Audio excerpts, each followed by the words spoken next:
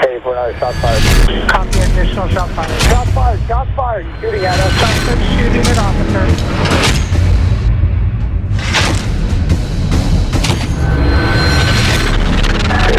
Down.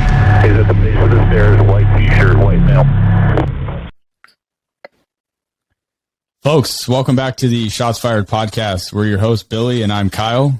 We got an awesome guest on for you guys tonight. But before we do that, I want to give a shout out to the Tried and True guys. If you're all about hunting and fishing, give them a follow, Tried and True 916. Big supporters of our show. We appreciate that. Make sure you guys give them a follow again. Tried and True 916. If you're all about hunting and fishing, give those guys a follow. They are retired law enforcement and military. So if you're into that stuff, check them out. We can't thank them enough. Introducing our next guest with you, we have a retired United States Marine Corps veteran. He served from 2011 to 2015. He did 3 deployments to include Afghanistan, Jordan, and Iraq. He was with the 0331 machine gunner with the 2nd Battalion, 7th Marine Golf and Weapons Company. I'd like to introduce to you guys Kaden Prickett. And Kaden, thanks for coming on with us and doing this for us. We really appreciate it, man. Hey, thanks for having me. Hey, awesome. Hey, so why don't we get into your experience and your deployments in the war, and we definitely want to touch on what's going on in Afghanistan right now. We'll get into that a little bit later, but why don't you share with us a little bit where you grew up at? So I grew up in Marshfield, Wisconsin, smack dab center of the state. I don't know. It was a small town growing up, but I guess it's kind of big. It's 20,000 people. But there's more cows. Was it like 20 when you were born and then it grew, or was it always been like 20,000? Is like, pretty small, dude. It's always maintained like 20,000 people. Because like the town that I was born in started at like, when I was born, it was 7,000. And now it's like 60 or 70, but that's a whole nother tangent. It probably creeped up a little bit, but there's always been more cows than people there. So Nice. All right. So you grew up in Wisconsin. Is that where you went to high school and graduated before going off to the military? Yep. So I went to school in Marshfield at the high school, graduated from there barely.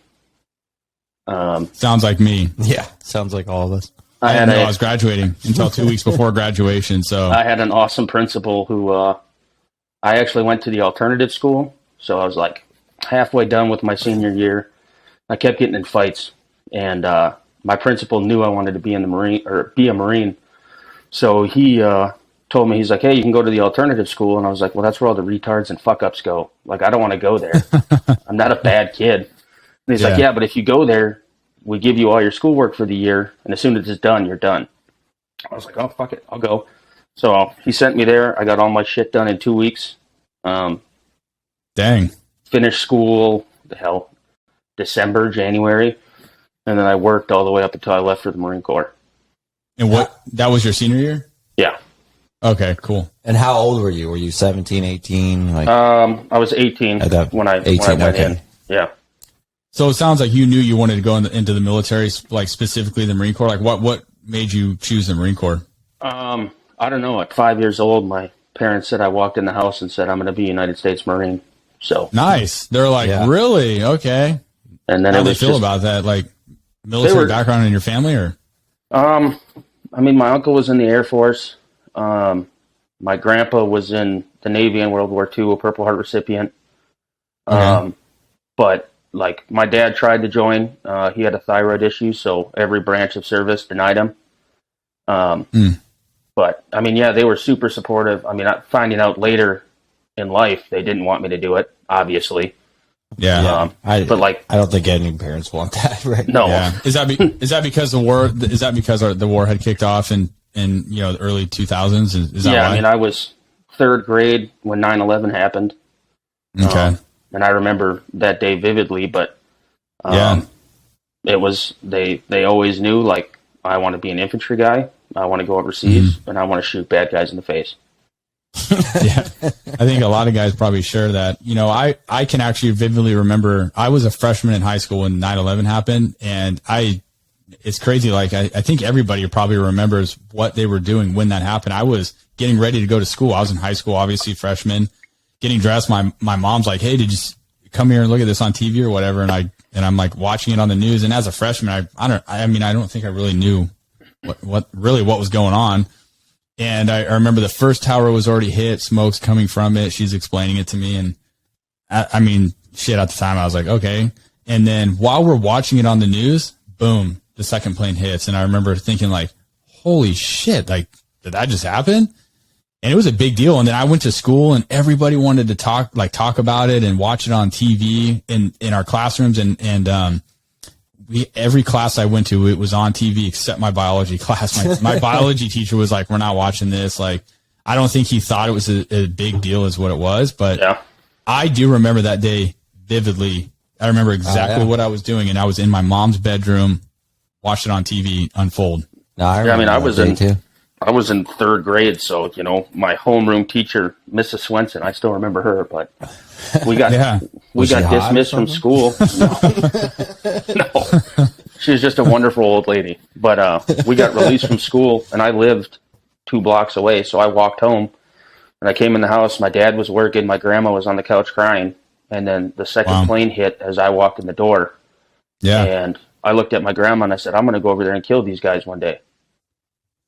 She's like, Kaden, don't talk like that. Yeah, my grandma is about as Catholic as they come, like church every day. So I'm sure she probably said a prayer for me right there and tried to get me rebaptized or something. But yeah, if I have one regret in life, it definitely was not.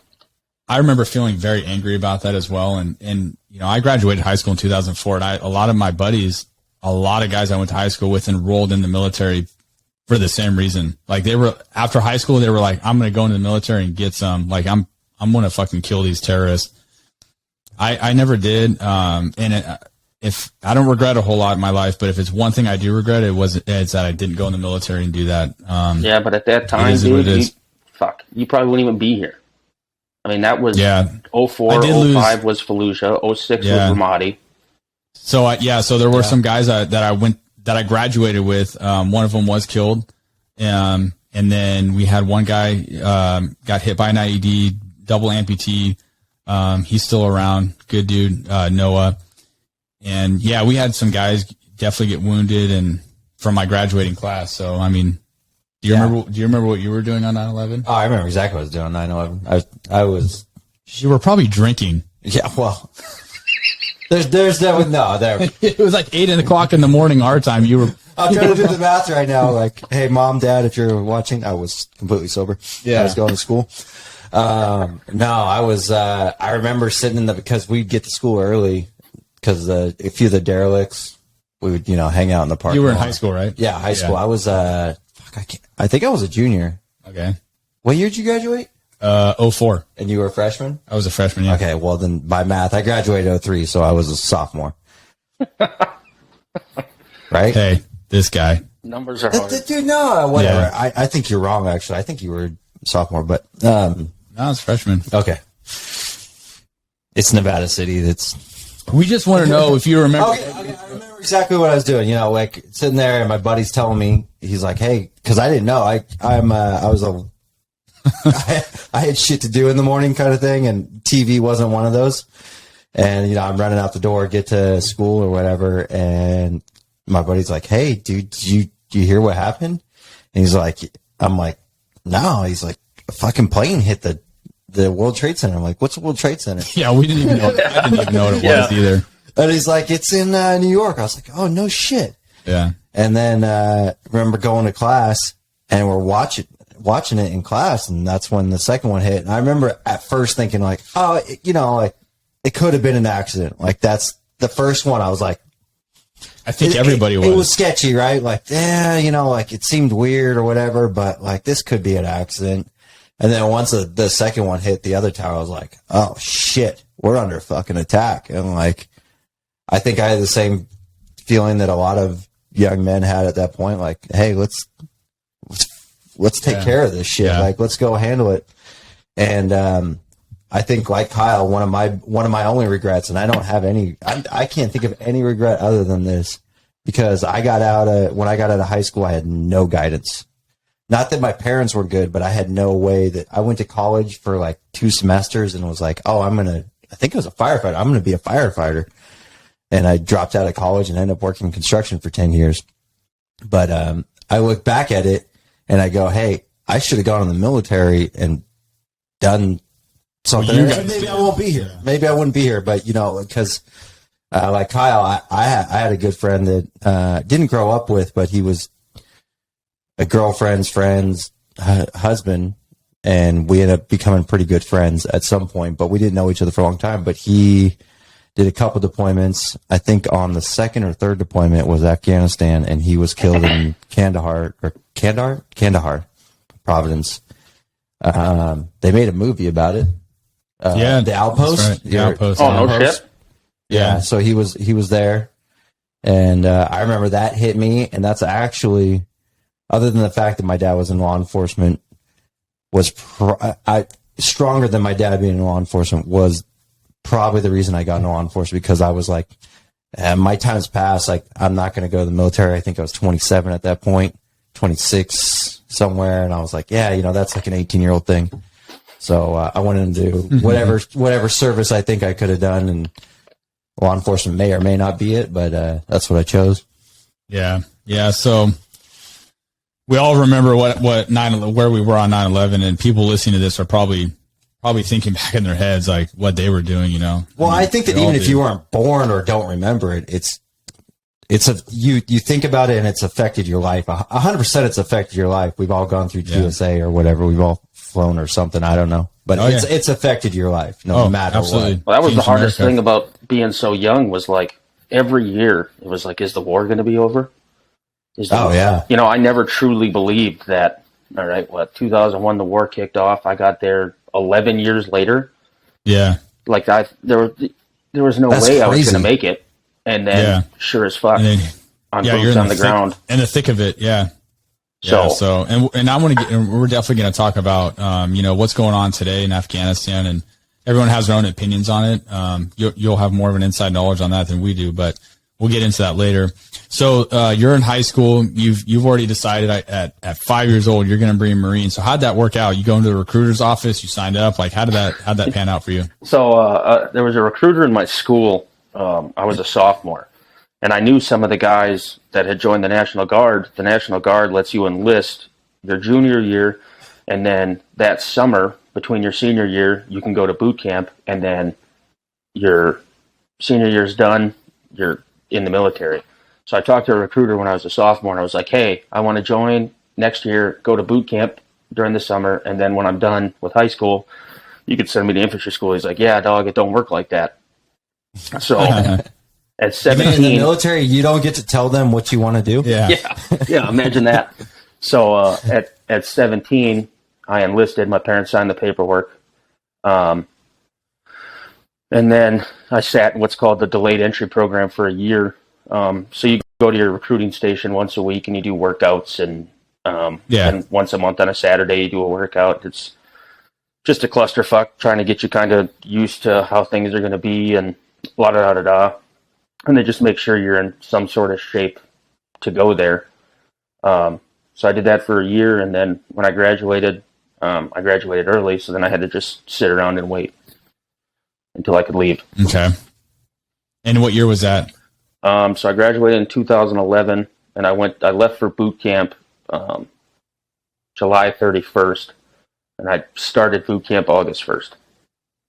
Okay. What was boot camp like for you? I mean, you were probably 18 years old, 19 maybe? I was 18. I had a fucking blast.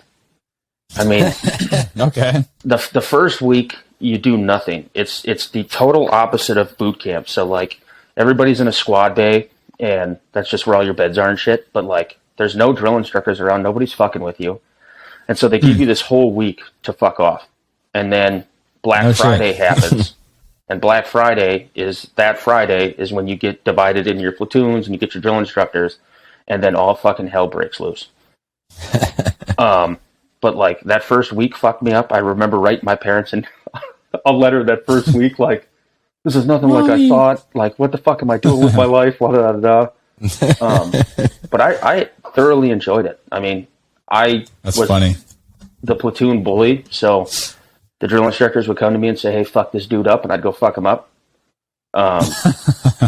We had fight club in the showers. I don't know if I should talk about this or not, but like you'd go in the showers, and if you had a problem with another recruit, you'd fight. No Yeah, you face fight shots. it out. Yeah. So I was in there fighting people all the fucking time. But I'm a big That's boy. funny. I'm 6'4". Yeah. Then I was like 227 pounds. Damn. I'll pass on that one. Yeah. So I used to just fight No dudes shit. all the time. But I liked it. I liked the structure. I liked the workouts. And it being the platoon bully made it easy for me to get through. I mean, there's a lot of guys that to this day don't like me, but Yeah. shouldn't have been a pussy. Well, sometimes in that environment, you don't have to like everybody, but you're all willing to die for one another. yeah, You know, and I went same through goes boot with camp. us. I went through boot camp with my best friend. So Yeah, that's cool. my best friend from high school, we enlisted together, and they had the buddy program, so you go to boot camp with them. So that probably made it easier too. We were together the whole time. Yeah. Got stationed in the same place together, different jobs. No shit. And then he's Yeah, the that's reason cool. I moved to where I live now. Nice. That's cool. I mean, So- that's awesome that you get to do that. I mean, obviously a different perspective from everybody. I mean, I've heard some guys that are like, oh, that was the worst thing fucking ever. And, you know, we went to the police academy, and to me, I'm like, I think of a boot camp or whatever. And I'm like, what we went through was probably nothing compared to what most of you guys went through. I mean, our academy is like, I guess, structured to be like a boot camp, and you get yelled at, and to me, it's kind of bullshit. Like, I don't know. remember the first day, and I don't know if your academy was different, man. The first day they come in, you know, no matter what, something's wrong, right? At the academy. Yeah. You fucked up something, right? And they're sitting there yelling at me, and I'm like, oh, okay, you know. I knew this coming in. You're sitting there, and you're just like, you're kind of too relaxed for them, and they're like, they just want to dig into you more because you're too relaxed about it. And I was like, dude, I worked, at this point, I worked construction for 10 years, and I'm pissed off enough bosses and yeah, you're like, where you don't I've had scare me. grilling, and, you know, I've had enough quarrels with work partners where you had to handle it, much like your shower fights. And Yeah. and it's just like, you know, they're like sitting there in your face, and you're like, oh, you're yelling at me. Oh my God. Yeah. Please don't hurt my fucking feelings. Dude, I'm sure it was the same for you in when you went to boot camp, but there were some people in the class that were petrified by like getting yelled at. Oh, I'm like, dude, this isn't that bad. Like, oh, they're yelling at us. Like, what are they going to do? Beat your ass? Like, no, nobody's going to put a finger on you. So just fucking roll with it. Like, just do what they tell you to do and just get over it. But there were some people that were fucking traumatized by it. I mean, what did you experience that in boot camp with well, some I was people? going to say is, I think we lost 10 people after the first day of my Yeah, academy. we did too. We lost a lot. Because, I mean, like, it's different than the military where you can be like, this ain't for me. I'm out. See ya. Yeah, see, but guys they don't quit. realize that shit. Guys don't realize in boot camp you can just go, I don't want to do this, and quit. So, like, guys would, like, fuck themselves up. Like Purposely get hurt. like go break a leg. Yeah. But, like, Yeah, dude, because we had some weak-ass dudes, but, like, weak to the point. We had this kid, Gentry. I still remember his fucking name. So you have a war bag in boot camp. It's just a camo little duffel bag. And it hangs on the back of your rack. Well, the drill instructors are in the fucking squad bay one day, and they're like, it smells like shit in here. And we're like, we don't know. Like, we just fucking cleaned. I shit myself. So I just farted. he's walking down the racks, and he gets to Gentry's rack, and it's just like, it smells like a fucking barn. And he opens it, and Gentry had shit-covered fucking underwear. Oh, gosh. So this kid shit his fucking pants, didn't have the balls to tell somebody he shit his fucking pants. So he stuffed Jesus. it in there. It was in there for fucking weeks. Like, we had guys That's disgusting. that just, like, they couldn't even admit, like, everybody pisses their pants at one point, because you're all like, I don't want to ask this guy if I can go to the bathroom. I mean, like, I remember a guy shit his pants in like second grade. No, he's talking about in like boot camp. Like, Yeah, but God. yeah, like, you'd be like, you're not gonna. Excuse me, sir. I need to use the restroom. no, It's so like, I don't know. you have to request. So it's excuse me, sir. This recruit requests permission to make a head call. Go fuck yourself. Yeah, and they'll tell you to go Yeah. fuck yourself, and then you just piss your pants. Yeah. And you're like, whatever. Yeah, yeah, Fuck Whatever. All right. yeah. Our academy is 6 months. How long is boot camp? it. Boot camp's 3 months. Okay. But it's different. I mean, Yeah. we're there for 8 to 10 hours a day, whatever you Yeah. want to call it. And we're not comparing our academy to boot camp because No, drastically different. I Drastically would probably rather do boot camp than a police academy. Maybe for the time length of it, like 6 months is a long time, to be honest, to deal with that crap. You know, it does get old. After a while, you start to like play games with yourself. You're like, God, is this my job? Like, I don't know. You almost think there's like never an end to it.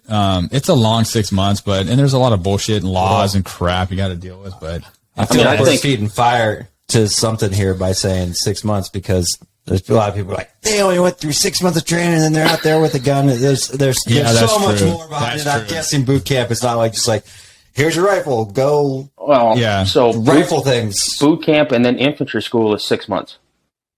Okay. Okay. So you have to do, so that kind of segues into the next question is, when you're in boot camp, do you get to choose, like, where do you go from there? Like, do you test for it? Is it something that they assign you to? How does that work? It's all contract based. So when I went in, my original contract was for security forces. So security forces are guys that protect nuclear sites around the country, or like Camp David, where the president goes, or the White House. And I didn't want to do that, but those guys are infantry. So you sign a 6-year contract, you do 4 years of your security forces, and then you do 2 years with a Victor unit, which is an infantry unit. So luckily I had a buddy, I think he's still mad to me to this day, but he switched contracts with me and gave me his infantry contract and took my no shit. my security forces contract. So, yeah, like on purpose? Like, did you know that? Yeah, like he knew he was taking my contract. But you didn't know. I knew. Oh, okay. Yeah, you guys like, so it's like, hey man, will you take mine? I'll take yours. Okay. That's what it did. I was like, hey man, everybody when they go into boot camp lies about something, right? So like, I had asthma and ADHD growing up, and that's a disqualifier. So as far as they knew, I didn't have asthma and ADHD, but because of that job, you go through like, I think you get a top security clearance. So like they're going to dig for everything. And I'm like, yeah, that's what I need. I need them to find out I lied on my medical shit, and then I get kicked out. Yeah.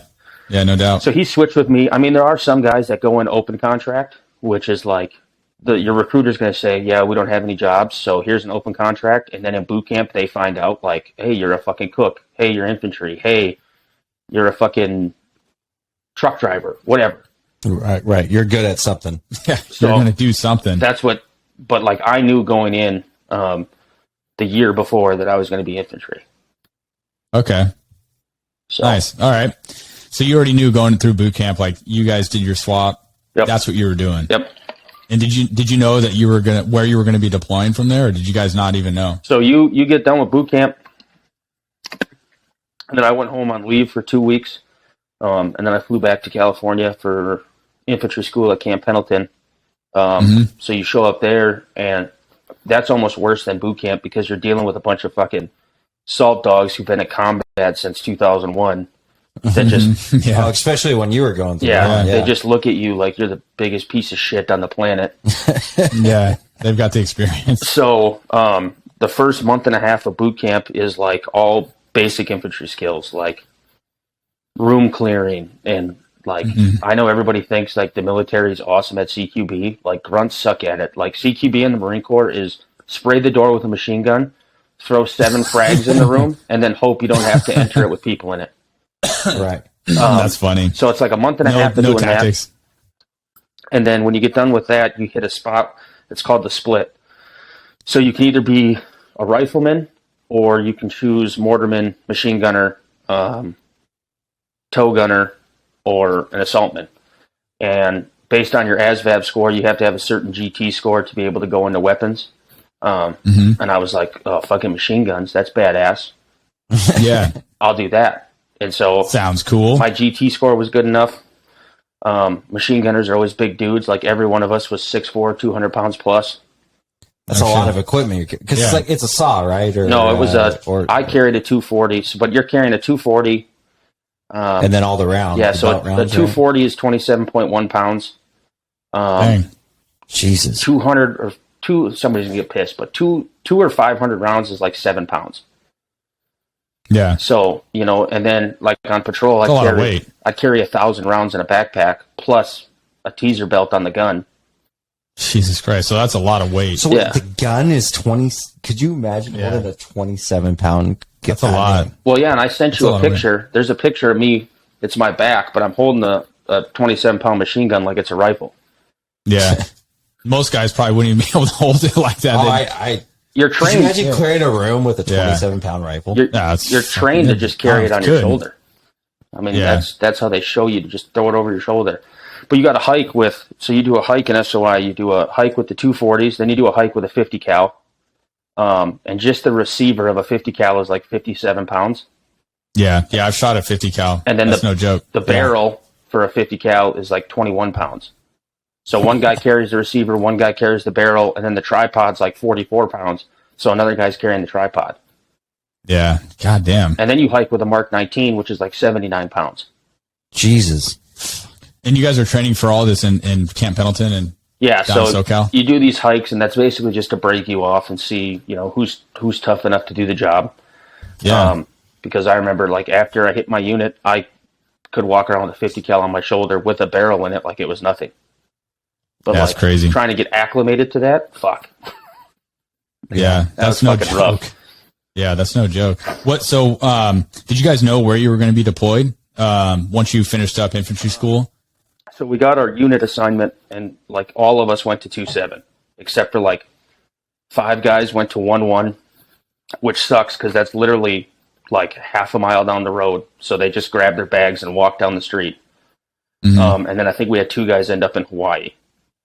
So Oh shit. Yeah, bummer. If you're wanting to fight, I mean, Yeah. we all knew we were going to 2-7, and the word was that 2-7 was going to Afghanistan. So Okay. we had an idea, but that can always change. Yeah. The crazy part was my dad, I swear to God, he's a fucking psychic. So I was in infantry school, and he sent me every company has a logo. So he sends me the Golf Company 2-7 gunfighter logo. He's like, I think you're going here. And I'm like, yeah, what are the odds of that? There's fucking 100 fucking battalions. Each of them have 4 companies. Like, you don't know that. And sure as fuck, I ended up at 2-7 Golf. No shit. You could end up anywhere, right? Like, and you ended up there. Yep. That's crazy. And how do they choose that? Like, is it like a fucking like lottery or? So it's needs of the Marine Corps. So in 2008, 2-7 went to Afghanistan, and they were like the first Marines in the Helmand province, and they lost 21 dudes on that deployment.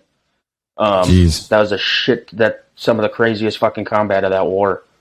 So when they came back, a lot of guys got out, and then 2-7, from my understanding, was labeled combat ineffective. They had so many casualties, and there was some other stuff we won't get into on here. Mm-hmm. But they went on 2 Mews, which is where you're on the ship floating around the ocean. And so the time came up where all their guys got out, and 2-7's like, we need guys, send us a boot drop. And so they took as many guys as they needed. And then when you get there to figure out your companies, it literally just went by last name. So, it was like A through H, you're going to Echo, H through whatever, you're going to Fox, and then this through that, you're going to Golf, and then this through that, you're going to Weapons. No shit. So That's how they do it, huh? Just your last name. it was just last name. That's how they broke it up. All right. So you get established where you're going. Yep. Pretty crazy. Your dad sent you that. That's wild. All right. So you figure out, hey, you're going to Afghanistan. You now know what company you're in. What year did you head over there? Was that your first deployment? Was Afghanistan? Yeah. So we did like a 9-month workup. So it would have been 2012.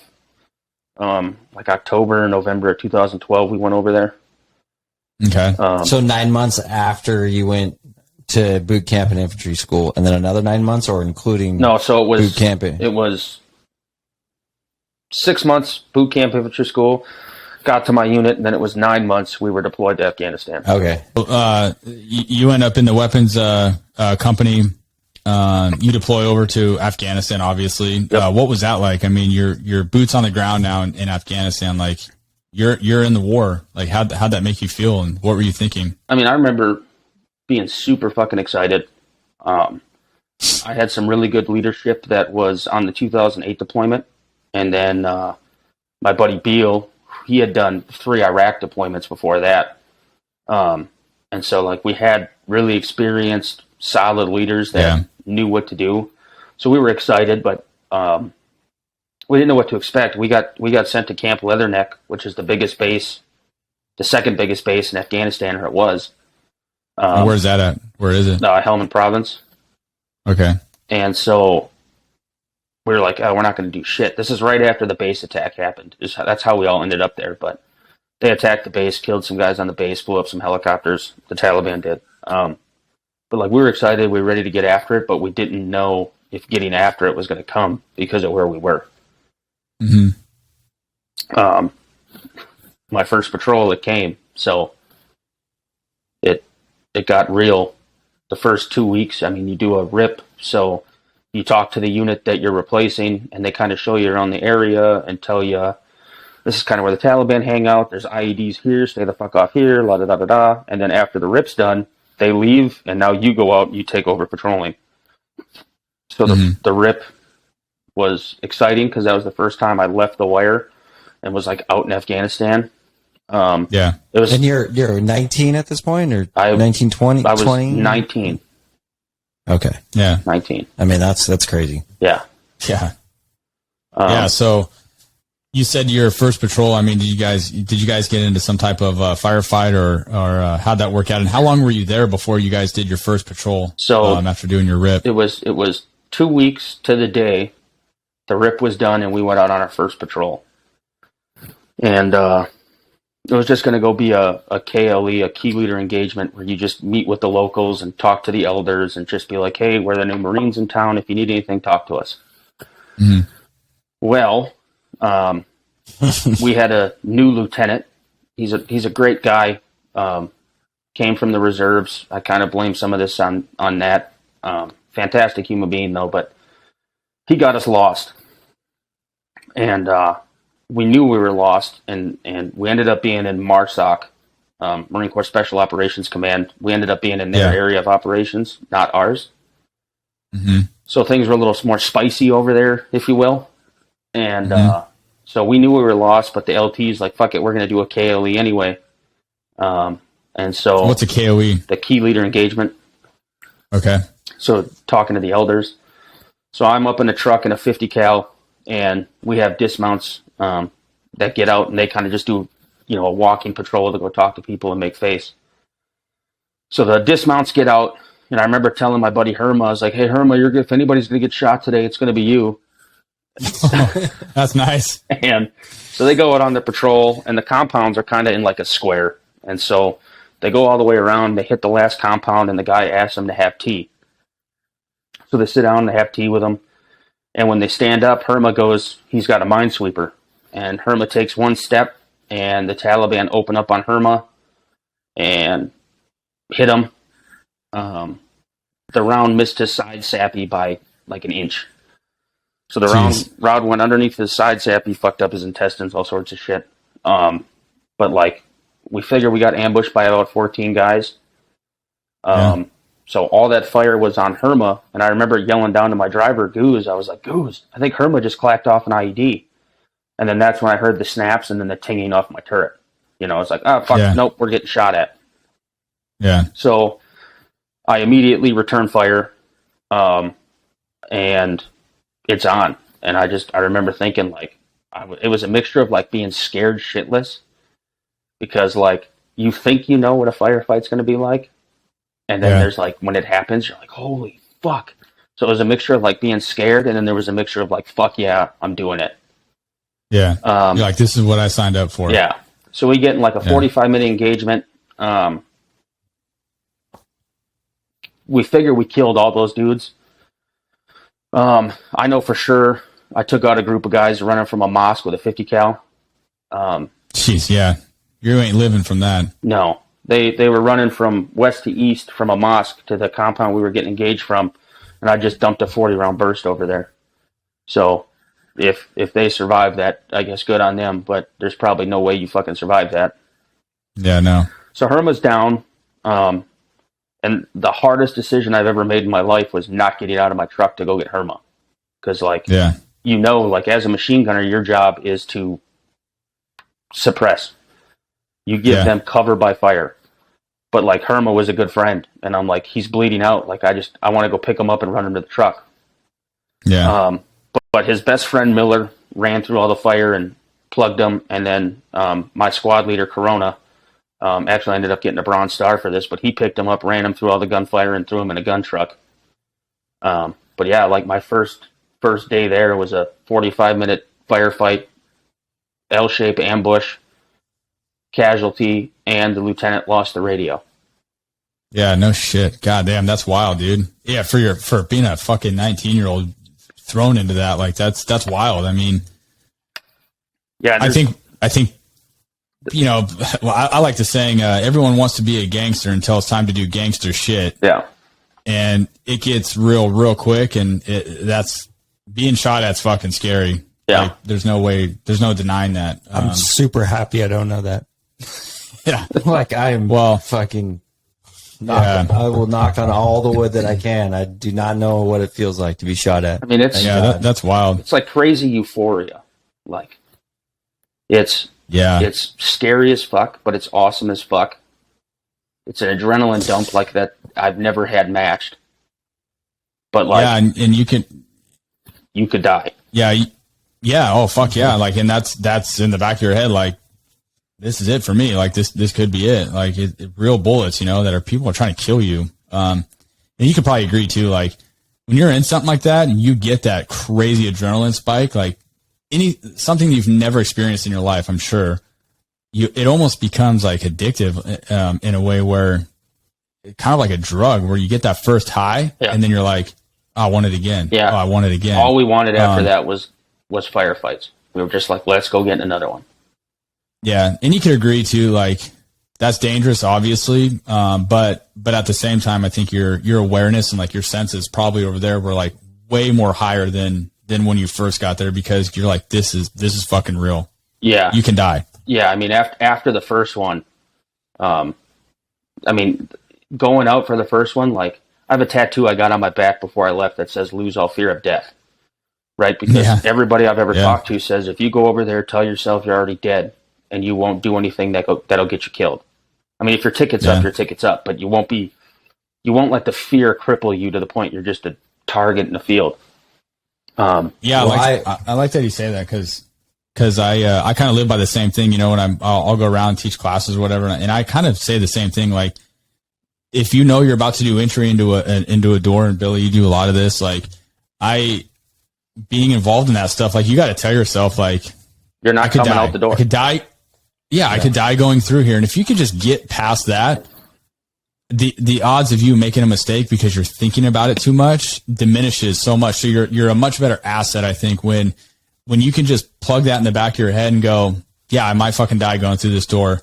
I'm doing it anyways, and I'm not skipping a beat. I think once you can just establish that versus being terrified of going through the door and then getting into the door and making a mistake or hesitating because you're so scared, to me, you're a sitting duck, and then you're putting your whole fucking team at risk. Yeah. I mean, like, I don't know. I guess that sounds probably easier said than done, but the reality is if you just fucking have that in the back of your mind, you're so much better off. So me and my best friend Webb, we had a saying every time we went on patrol, we'd give each other a hug, and then I'd say live slow, and he'd say die whenever.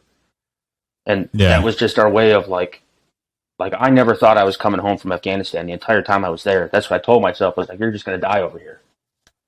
But by telling myself, that's a wild thought. By telling myself I was already dead, I didn't have as much fear of dying. Yeah. Right. So I could just, do my job. Yeah. Well, I don't know if shockingly I know how to read, but I don't know if I was reading it or probably it was audio. But someone said you were listening. Sing your death song is what was told to me, and it's in the way that I was explained to me is like, yeah, you know, don't live with regrets. Say like, hey, when I go out, I'm going to sing that song of, hey, I lived my life and I did it. You know, I did doing what I love or doing what I think is great, and you know, just accepting the fact that it can happen. Hopefully, mm-hmm. I mean, I don't think anybody. Well, not anybody, but I think most of us don't want it to happen. Yeah. No. But the fucking reality is like it's there. And the sooner you accept it, then the better off you are for not only yourself but the whole team, in my opinion. And I don't want people out there to think that we're comparing the streets of Northern California to Afghanistan or Iraq or anything. But I mean, like, you have to have somewhat. There's been times in my life and times in Kyle's life where you have to have the same mindset that you had probably daily, and we have it once, maybe once. Some people have it once in their career, maybe, but you still have that same mindset of hey, it's to me, it's you or me when it comes down to a firefight or even a fist fight, whatever it is. And I was always taught, don't be a loser, so I ain't fucking losing. I mean, a gun. Yeah, go ahead, dude. To be clear, I would much rather take a deployment to Afghanistan than being a cop anywhere today.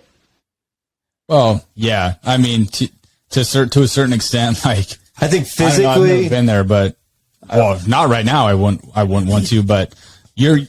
At the end of the day, here's the reality: a gunfight's a gunfight. Bullets are bullets. I don't care if you're in the desert, the streets, in an urban area. I mean, it'll kill you either way. Yeah, but we usually have the advantage.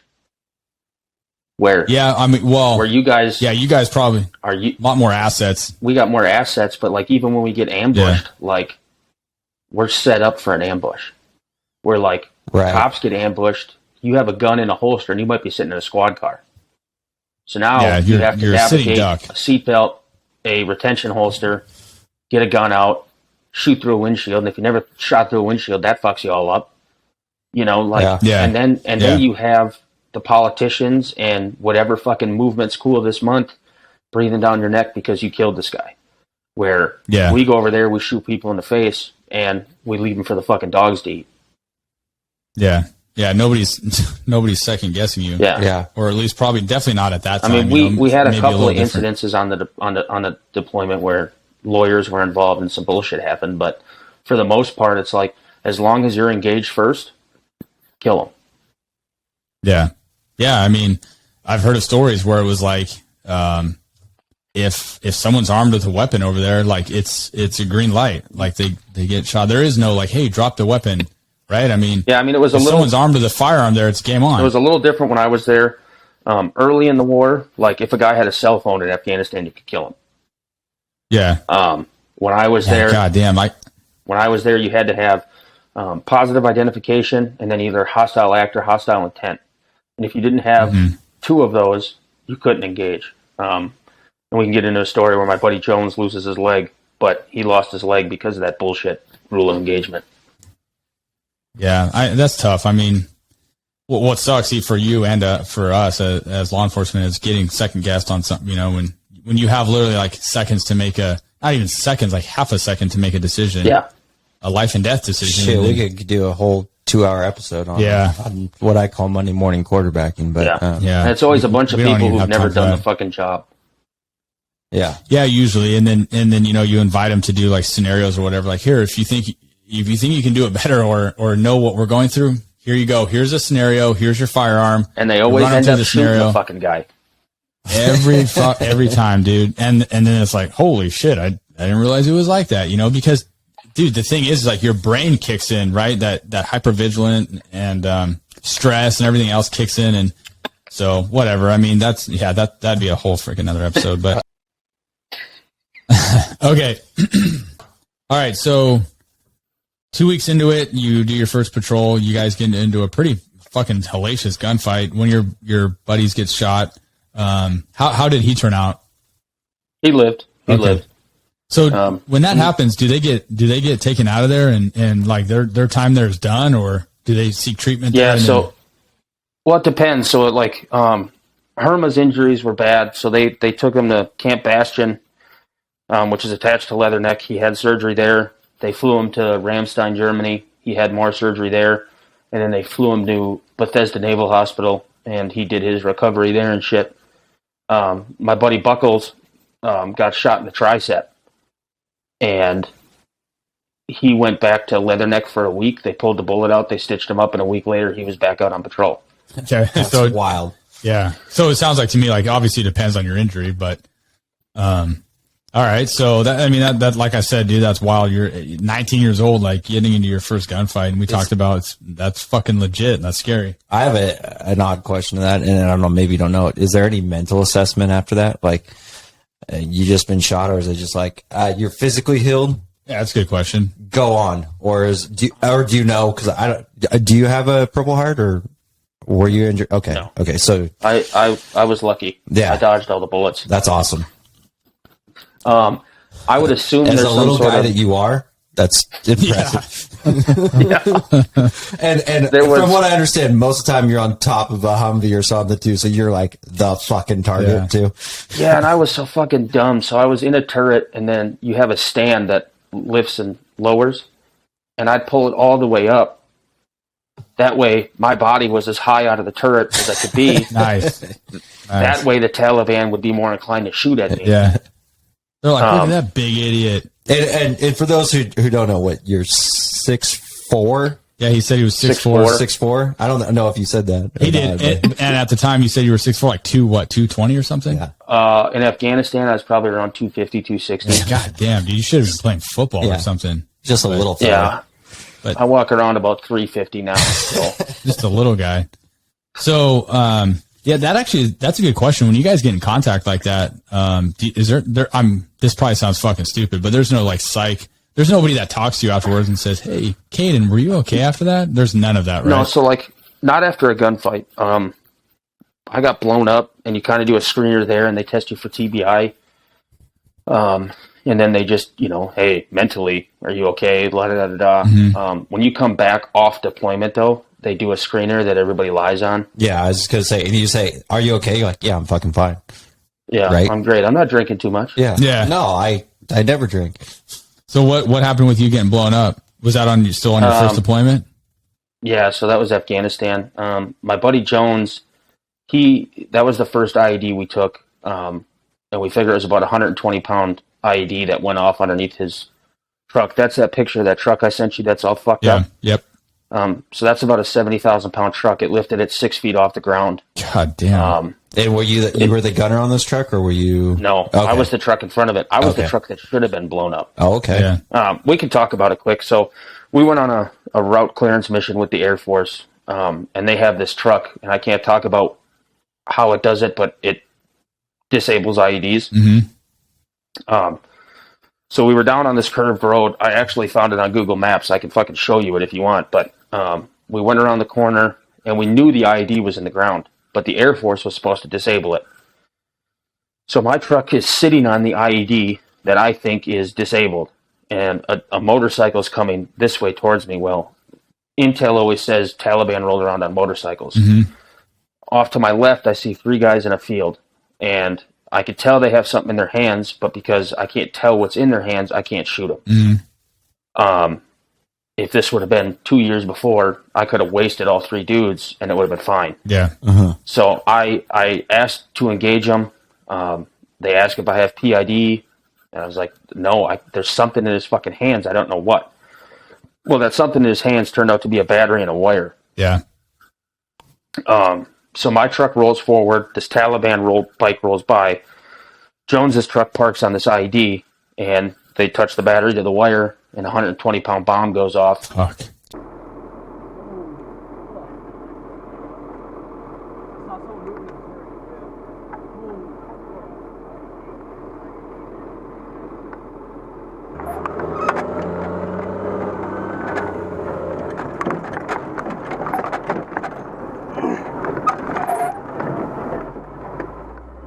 Jones good!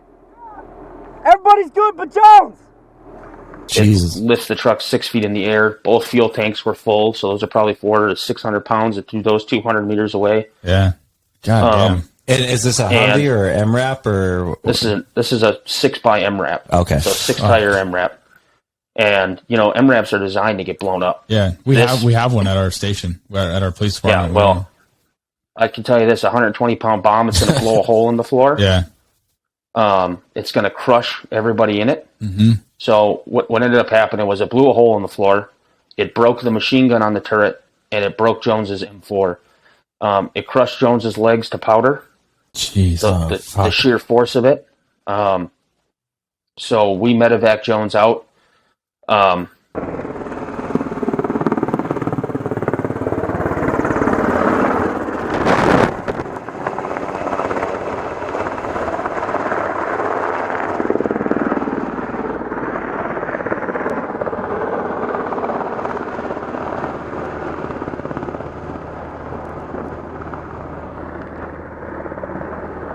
But we got Jones out of there. Those guys were gone. EOD shows up. Come to find out it was those guys, and that fucked me up for a long time. Yeah. A long fucking time. I blame myself for Jones losing his fucking legs. But when Jones got to Germany or San Antonio, they said, we can pin and screw and put rods in your left leg, but you'll never walk normal again, or we can cut it off and you can have some sort of life. And he's like, all right, well, just make sure you measure twice. Yeah. So There's they a true cut off, contractor there, right? Yeah.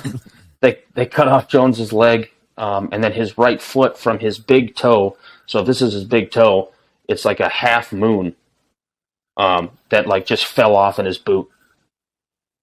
Man, Jesus. From the sheer concussion. yeah. So Jones gets blown up, and that was the most terrified I'd ever been, because we were driving over there to get Jones out of the truck, and like that was the first time I ever squatted down in my truck and got low, because I thought for sure there'd be a secondary. Yeah. So we get Jones out of there, whatever. Jones goes home. That was like right before fucking Christmas. I shot up a car that night too. That was pretty cool. Guy just, I told him to stop. He didn't stop. I shot a flare at him. He didn't stop. So I just dumped a bunch of rounds into the fucking hood of his car. But like a month later, we hadn't been in a gunfight in forever. And you only get combat pay if you get an engagement of some sort, either an IED or a firefight. You get combat pay for the month. Yeah. Well, it was January 31st, and we hadn't been in anything. And we're in the middle of fucking nowhere, and we just drive up this sand dune just because it looked fun, and we hit a fucking IED. No shit. God damn. Middle of fucking nowhere. I have no idea why they put it there, but we hit it. I sent you some pictures of that. Because they knew you guys would be fucking around one night, and they're like, let's just put it here. Well, that's funny. They're going to dick off one night and hit it. So men in combat, Sure enough.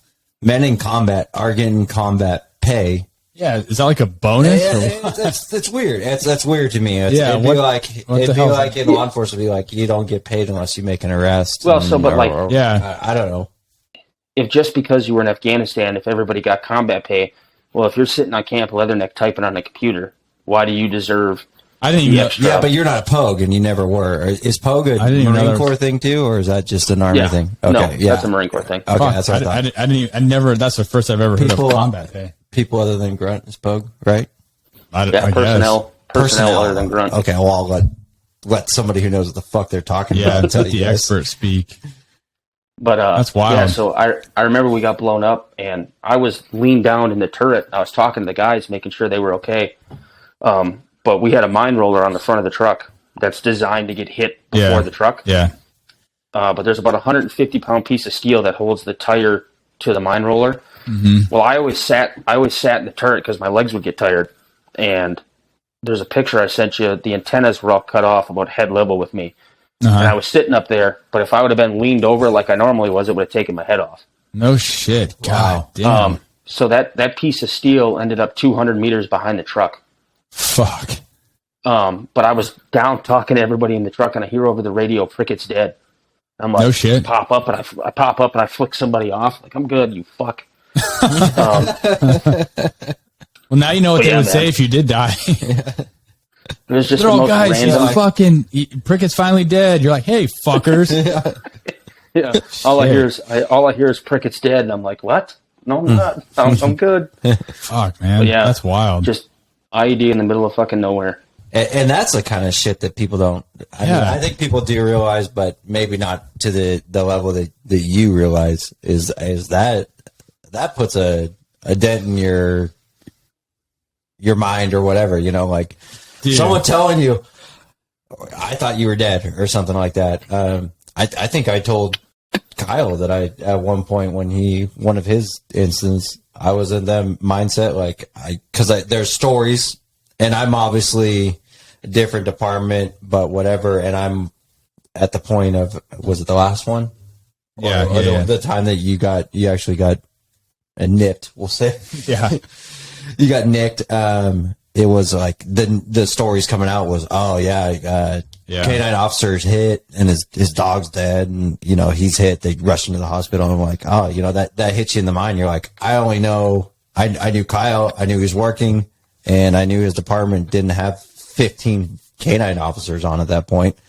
So I was like, oh shit, and you go through your mind like, okay, like he's done, or what you know, like. But I got a job to do, right? At that point, I was on a search warrant or something. I was like, oh, okay, I'll deal with that when I'm done. Dude. Yeah. Billy's like, Yeah, I mean that's what those guys did. I think I shot him a text and he didn't text me right back, which was fucked up. Like, you got up and you're like, I'm okay.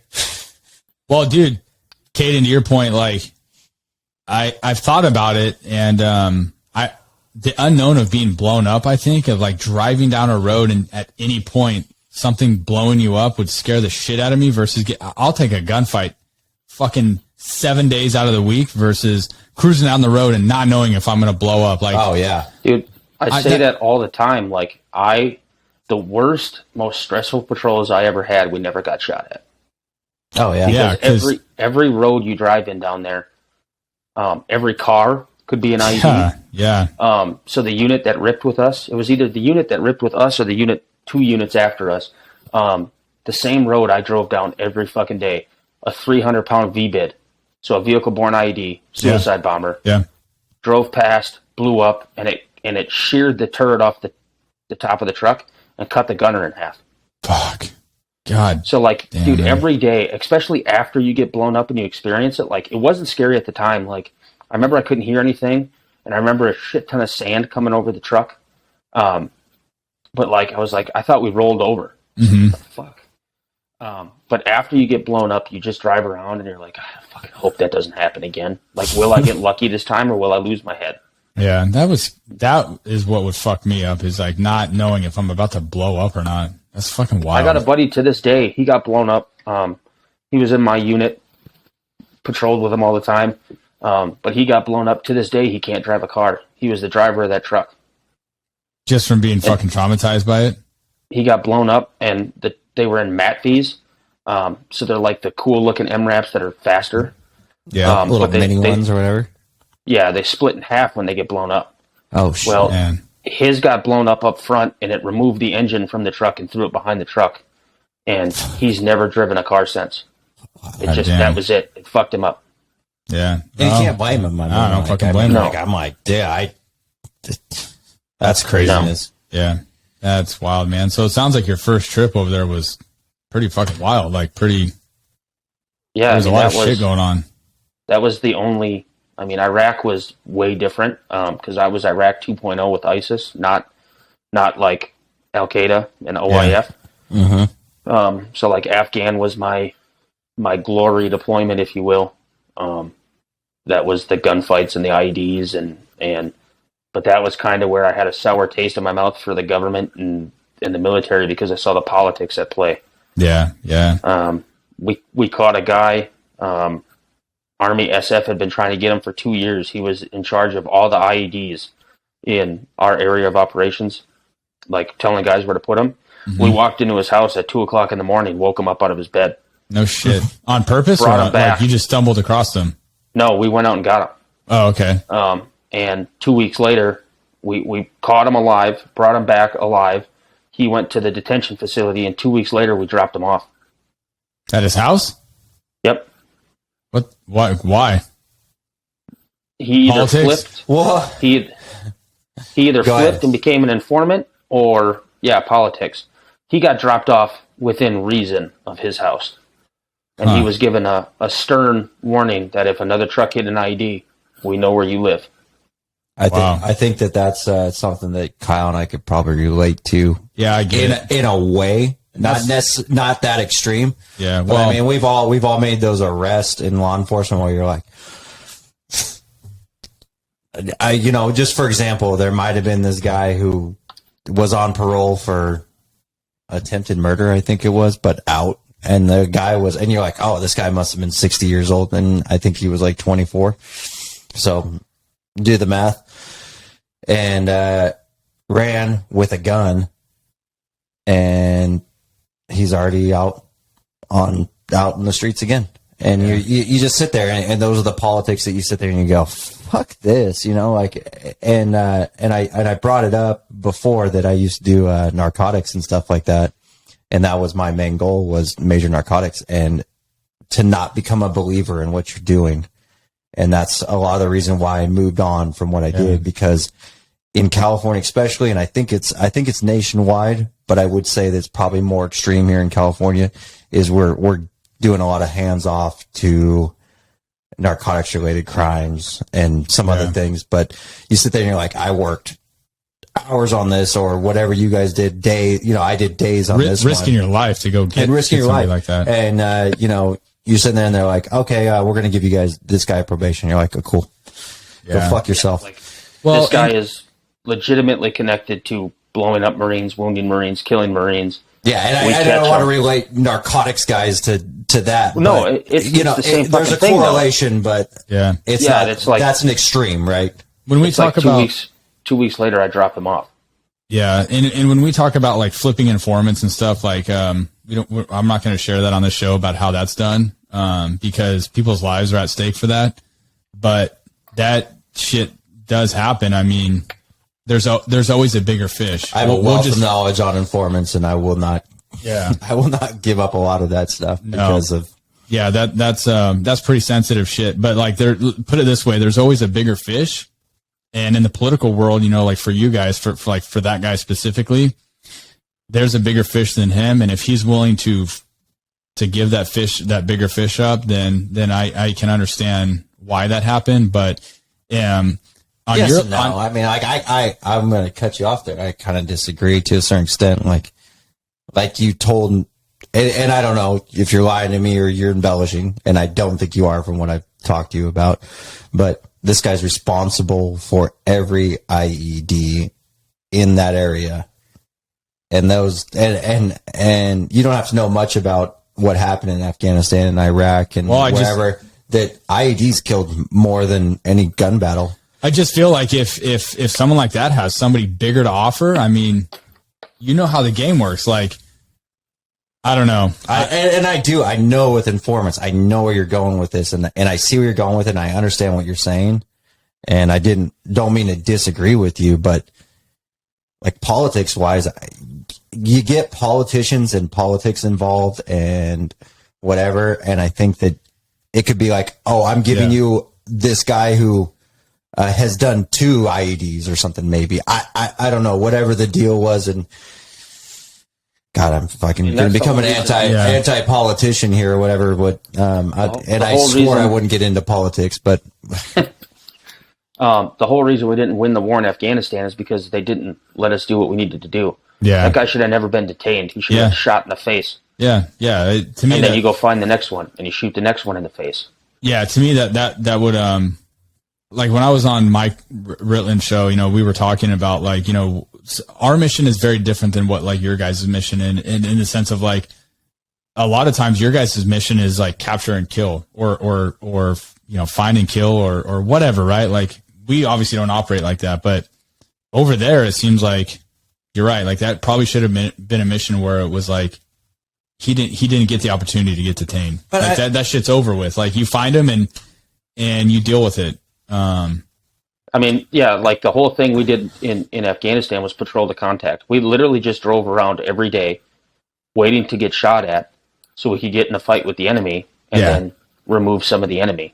And then fucking drive him. Yeah, and then drive him back to his house. Your fucking bait is basically your bait. You're a fucking badass bait, right? You're a bait that doesn't give up. But yeah, I think to go back to it is like when we talk about informants and everything like that, which we can get in on another episode or something. But this is a guy who is responsible for murder. Yeah, in my opinion. And if for all the law enforcement people out there, could you imagine someone who we know is responsible for murdering, and there's evidence there to put him in prison for the rest of their life, and they say, oh, I'm going to tell you about another murderer, and you're going to be like, Yeah, it doesn't, yeah, I'm going to let this murderer go. It doesn't work like that for us over here, though. I know, but to me, and that's the only way that I can relate to it. Yeah. And maybe I'm wrong, maybe I'm right, who knows? But then we go on to a whole other politics thing is a motherfucker who kills somebody, a motherfucker who kills an American deserves to either be dealt with. And however that may be, but freedom is not how it's dealt with. Yeah. So I agree. That's crazy, dude. So Got all fired up a little bit there. I'm sorry. Yeah. Well, it is.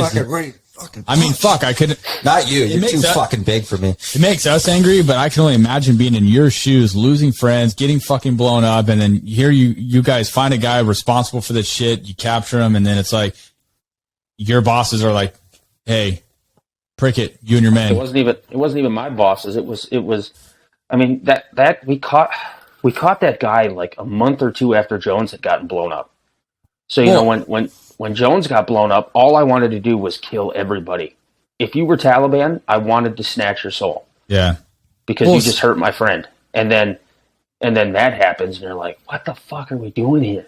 Yeah. Yeah, and I could imagine a lot of guys getting to a point where you're like, what are we doing here? Like, why are we sacrificing our lives, our fucking friends' lives, or you're dying, you're getting your fucking limbs blown off, like I can't imagine, but what I can relate to that is even being a cop, in the society that we're in nowadays, a lot of people are asking in our profession, why are we doing this? I have the chance of losing my livelihood or getting in killed.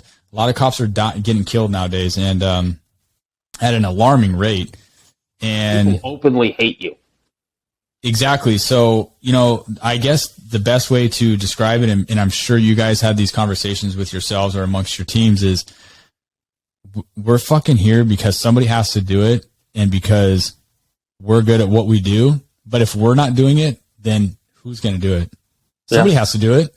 I'm not a quitter, right? So if I wanted to quit, I could have done that a long time ago. But who the fuck, if we all quit, then who's going to step up and do it? So there does come a point where, like, I'm sure you guys had this conversation with yourselves. Like, sometimes you don't have to agree with what the bosses say or what, you don't have to play into the politics, and you may not have to like it. In fact, you probably fucking hate it, because we do too. But at the end of the day, we do it to serve the citizens and the communities that we work for. That's why we go out and do it, so that a mom and a dad can take their kids out to dinner every day and not have to be victimized. And if they are, they have somebody to call to come fucking help them.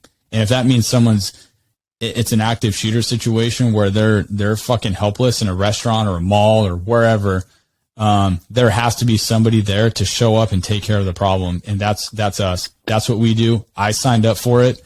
I understand that. I may not like the politics side of it, but that's what I signed up for. And the same goes with you guys. That's what you signed up for. You knew what you guys were getting yourselves into. And to me, it seems like, I don't know. You don't have to fucking like it, but that's what you're there for. And you're there for a purpose. Am I way off, or? No, that's, if not me, then who? Exactly. Yeah. And there are people that fucking depend on you. Yeah. Their lives depend on you. Yeah, I mean, I think it's like less than 1% of Americans served in the global war on terror. Yeah, exactly. So that's my point. That's my point. So anyways, not to get off topic on that, but just to bring up a segue to that, I guess. That's a weird segue. I don't like saying that. But. That's what all the podcasters say, man. Right. Is it? Segue? Yeah. Segue onto that. But, Ritland's perfect about that. Like, oh, yeah, we're going to segue in. Perfect segues. That's funny. But shit, now I'm all up on segues. I don't even know what the fuck I was going to say. I didn't even know what you were going to say. Shit, whatever. Fuck it. Let's move on. We'll edit that shit out probably. Nah, we'll keep it. All right. So, how long were you in Afghanistan? 6 or 7 months, I think. Okay, so then you guys rotate out. You come home. Yep. What do you got? So, and by home, you don't go to, like, was it Minnesota then or Wisconsin? Where was Wisconsin then. It was Wisconsin. Did you went there for a minute probably, but you don't. Yeah, go to like Wisconsin. You leave Afghanistan. At the time, you went to Manas, which is in Kyrgyzstan. That base is closed down. So you go there for 2 weeks, and that was kind of your decompressing time. But in that 2 weeks, the Boston bombing happened when we were in Manas. Oh shit. Oh yeah, the Boston Marathon bombing. Yeah. So I was sitting in the chow hall eating, and I watched that, and every one of us looked at us like, "Can we just go back? We obviously didn't fucking kill enough of them. Can we just go back?" So then you fly home, back to 29 Palms, and I think we were there for like a week or two, and then we went home on leave for a couple of weeks.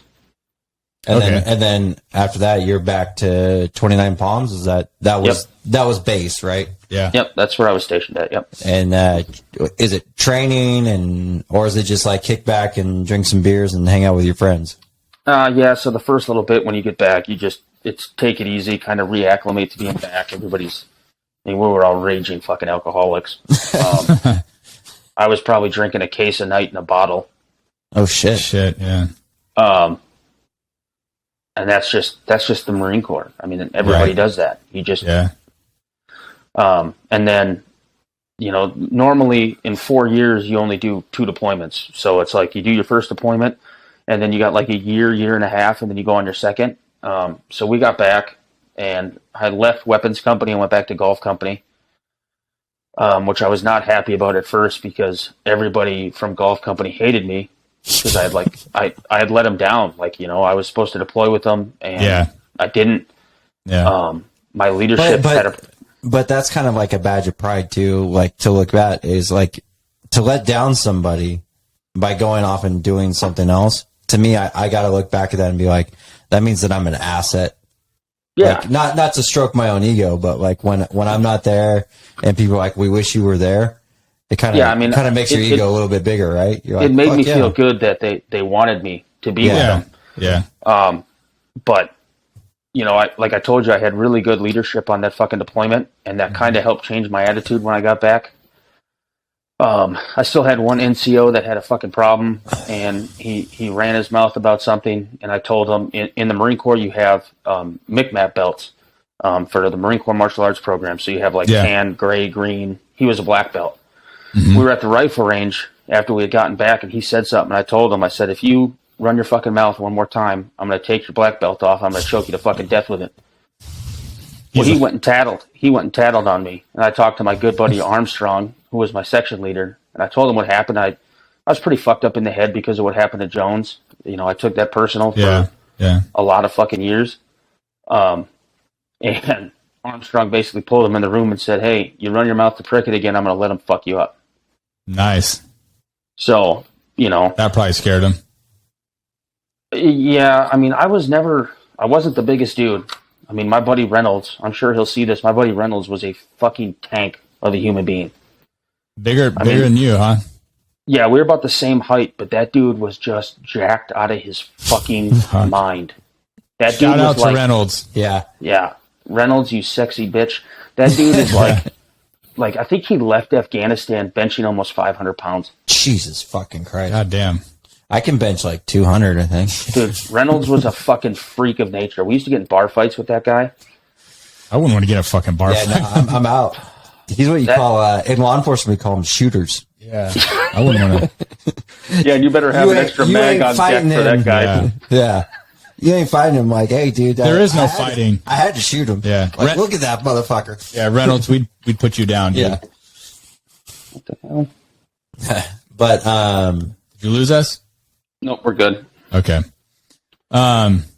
So when you guys are back, like, how does it work as far as like, when do you know you're going to either deploy again? Where are you deploying? Cause I know you said, you had mentioned you went to Jordan and then Iraq for your third deployment. How did that work out? Yeah. So I always tell people I did 2.5 deployments.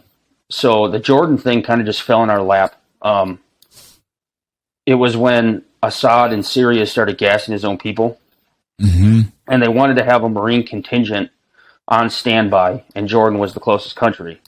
So they're like, hey, Gulf Company, you're going to Jordan after the first of the year. So I got back in April, and then like January 4th, we flew to Jordan. And we were there for, I want to say it was like just shy of 3 months, because at 3 months, it's considered a deployment, so you get a star on your deployment ribbon, and we didn't get the star because we missed it by like a day. You're like Big Thanks. hazing investigation, big clusterfuck. We won't talk about that. Yeah. But yeah, so we went to Jordan for 2.5 months, and we were training the Jordanian army, and we were basically on standby in case Obama wanted to push Marines into Syria. Okay. Nice. Okay, so you guys spent a little bit of time over there. Obviously not.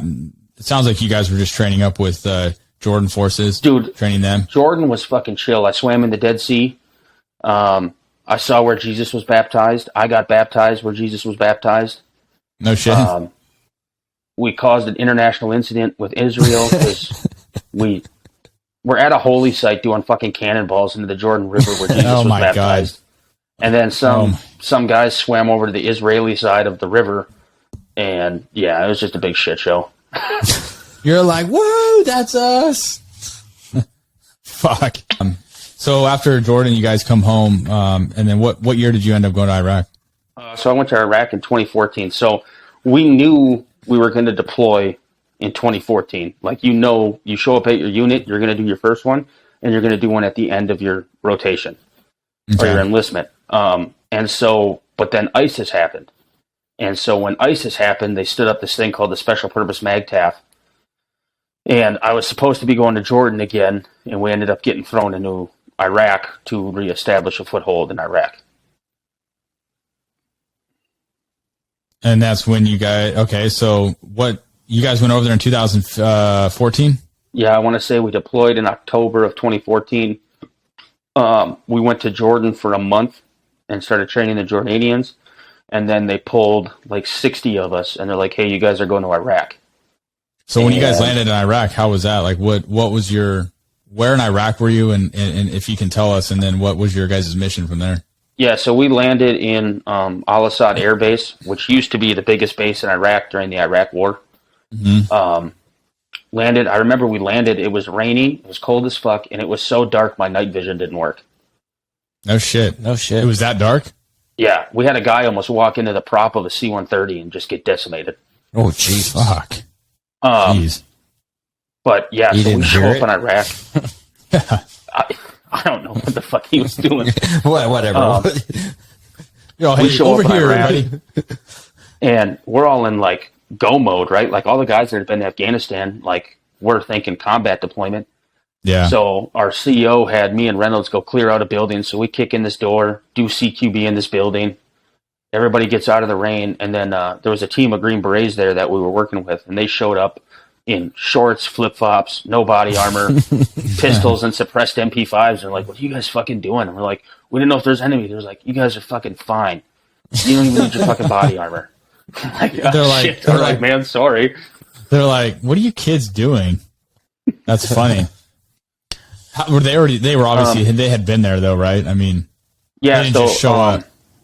No, the Green Beret team was already there because they were training the Iraqi army, and then a platoon from Fox Company 27 was doing their little security. So Al-Assad is like a 96 square mile base, and pretty big. Jesus.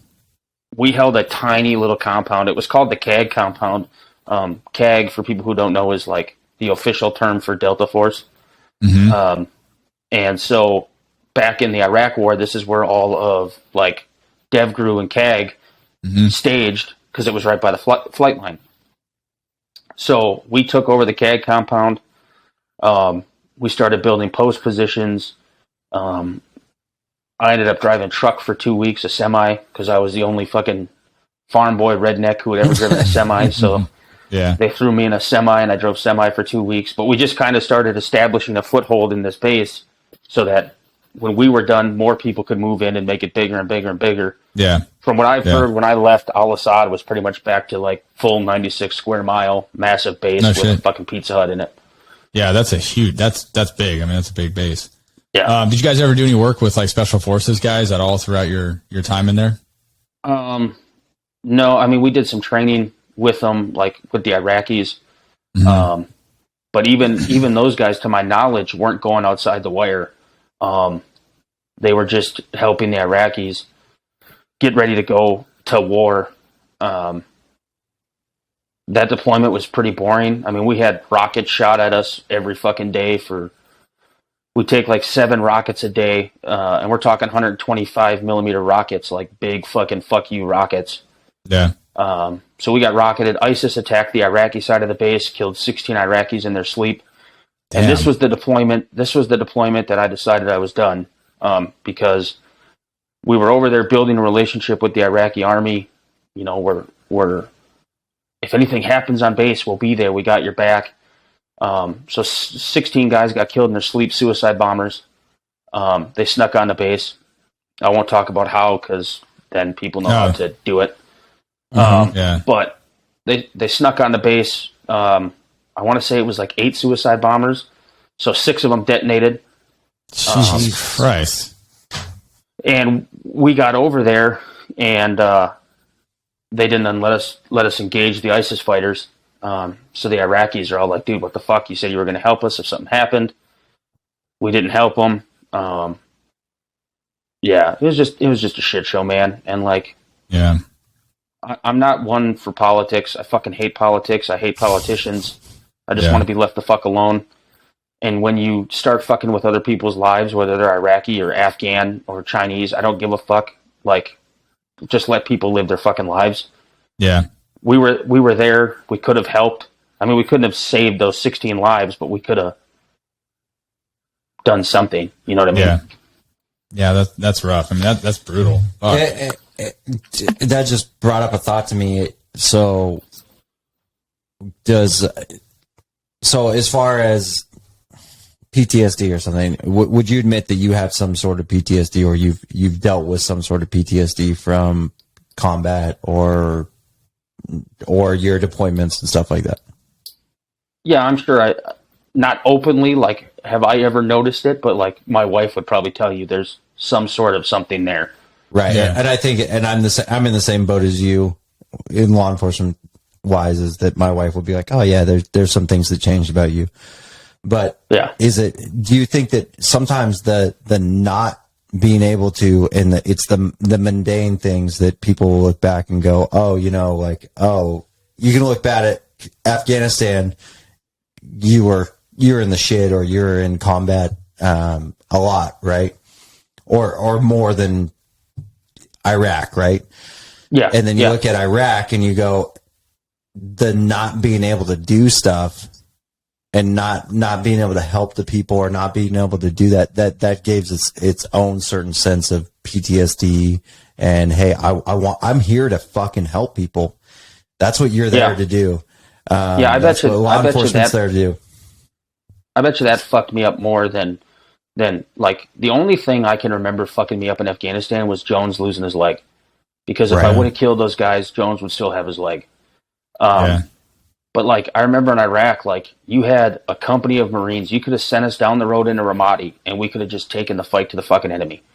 Mm-hmm. And and everybody saw the videos. You saw dump truck loads of people being taken to the river, shot in the head and dumped in the river. People putting in shark cages and thrown to the bottom of a pool and drowned. Det cord wrapped around people's necks, and then they get beheaded. They had them in fucking slaughterhouses hanging by their ankles on a meat hook, cutting their throats and bleeding them out. Yeah, it's fucking like, ruthless. All I wanted to do that last deployment was like, let me go kill as many of these fucking people as I can, because they're not people. They're fucking animals. There's not even a word to describe what ISIS is. Yeah. Yeah. Demons. You're right. They're like worse than like fucking vicious animals. I mean, you're right. They make the Taliban look like fucking JV. Right. Yeah. That's wild. And we're just sitting there with our hands tied, not being able to go fight. Yeah. And a lot of times that's where the politics come into play, when you guys are there to do your job and are willing to do the job. It's just, there's somebody above your boss that's just not the name of the game for them. Yeah. It's some fucking bureaucrat in Washington.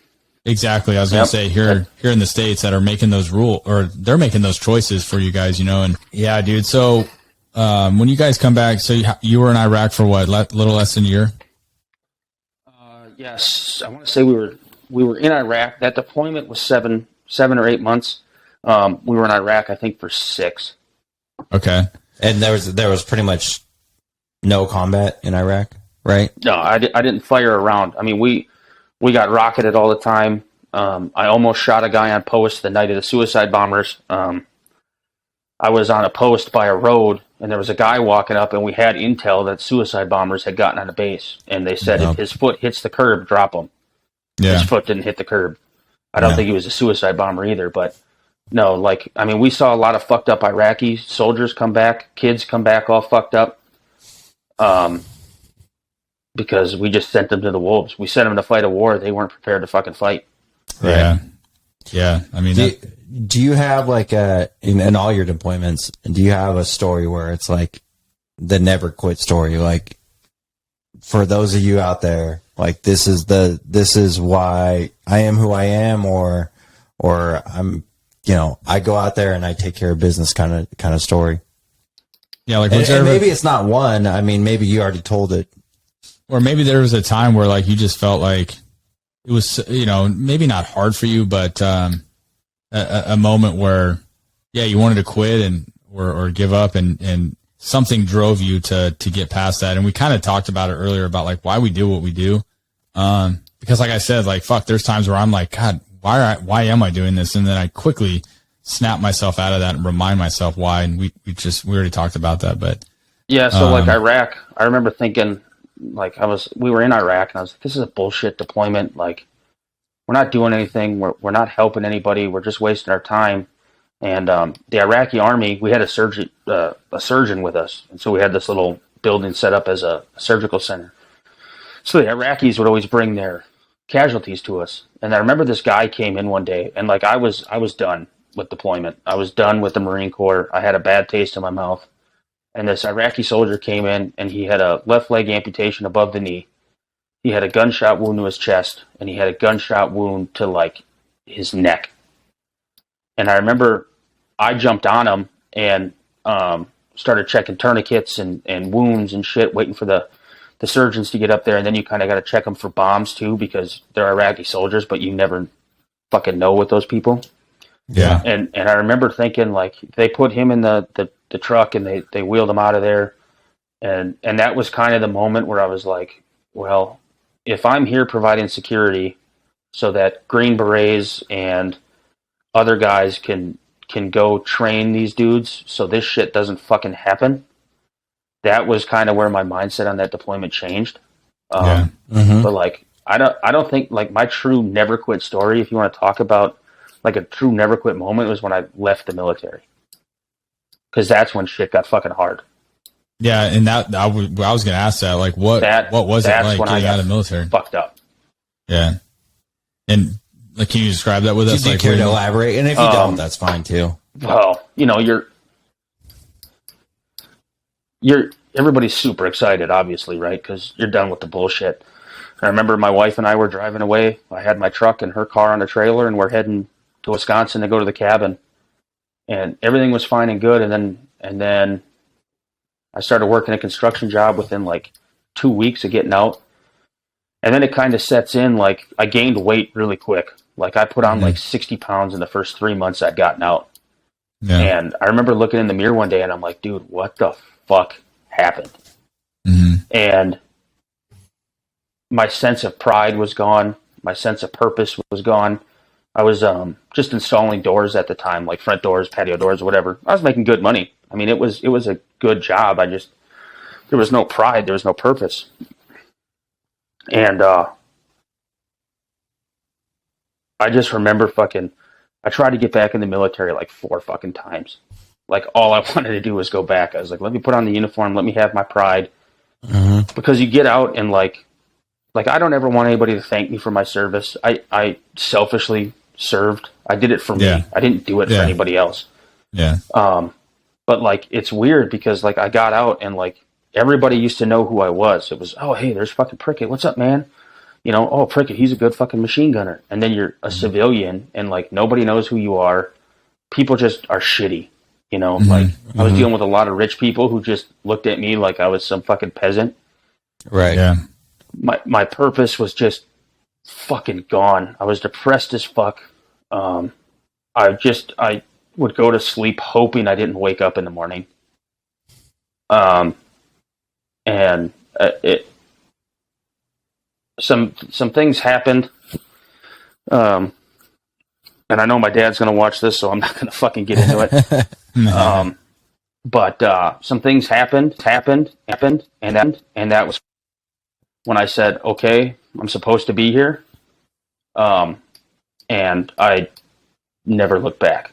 But like I'd say the first 2 years I was out, I struggled hard. And like, I told you guys before the show, I've lost 36 guys to fucking suicide. Yeah, that's incredible. That's a lot. It's horrible and incredible, and it's something that people don't think about. There's and I don't know. You correct me if I'm wrong. They didn't get a Purple Heart, right? Nope. Some of them from combat, but not for that. And to say that that's not related to their military time is fucking asinine and stupid. So they're a casualty of war, which is what a Purple Heart is, right?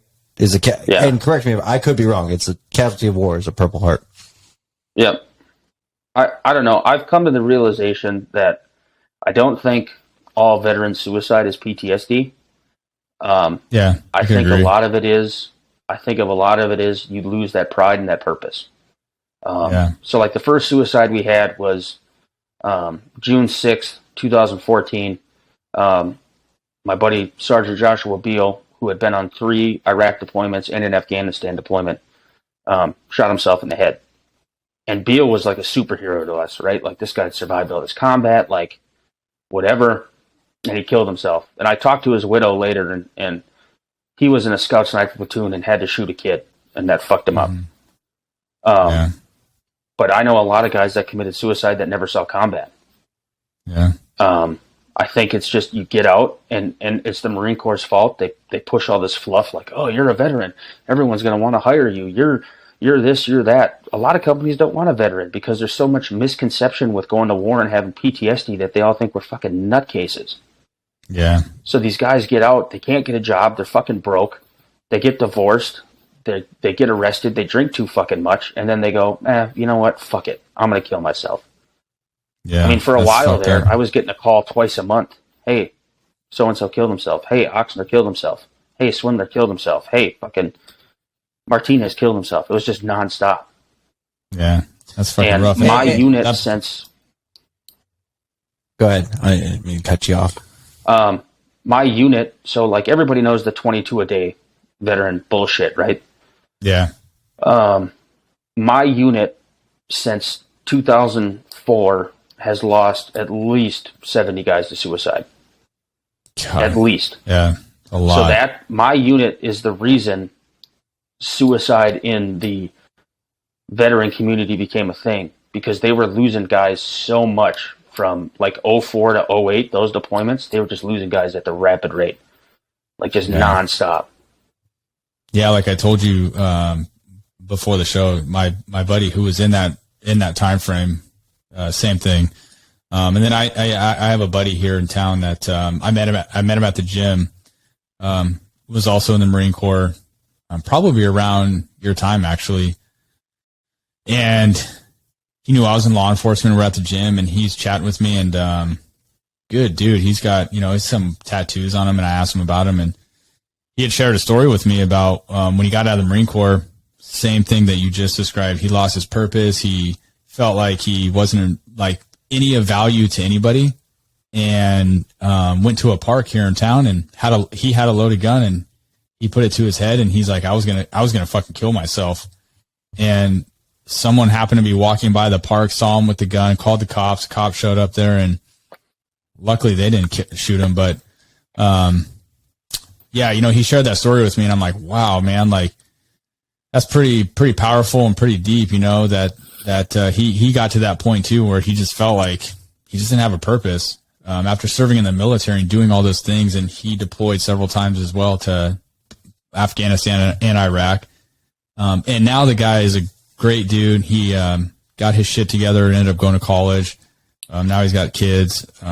Solid guy, but fuck, I could totally see that. Like guys coming out of the military, and yeah, I can't say that I can relate, but I don't know. I think there's things that we do in our job where, like, for me, you know, like I was, you know, a dog handler for a long time, and I got to do a lot of cool shit doing that, and was involved in a lot of high stakes stuff.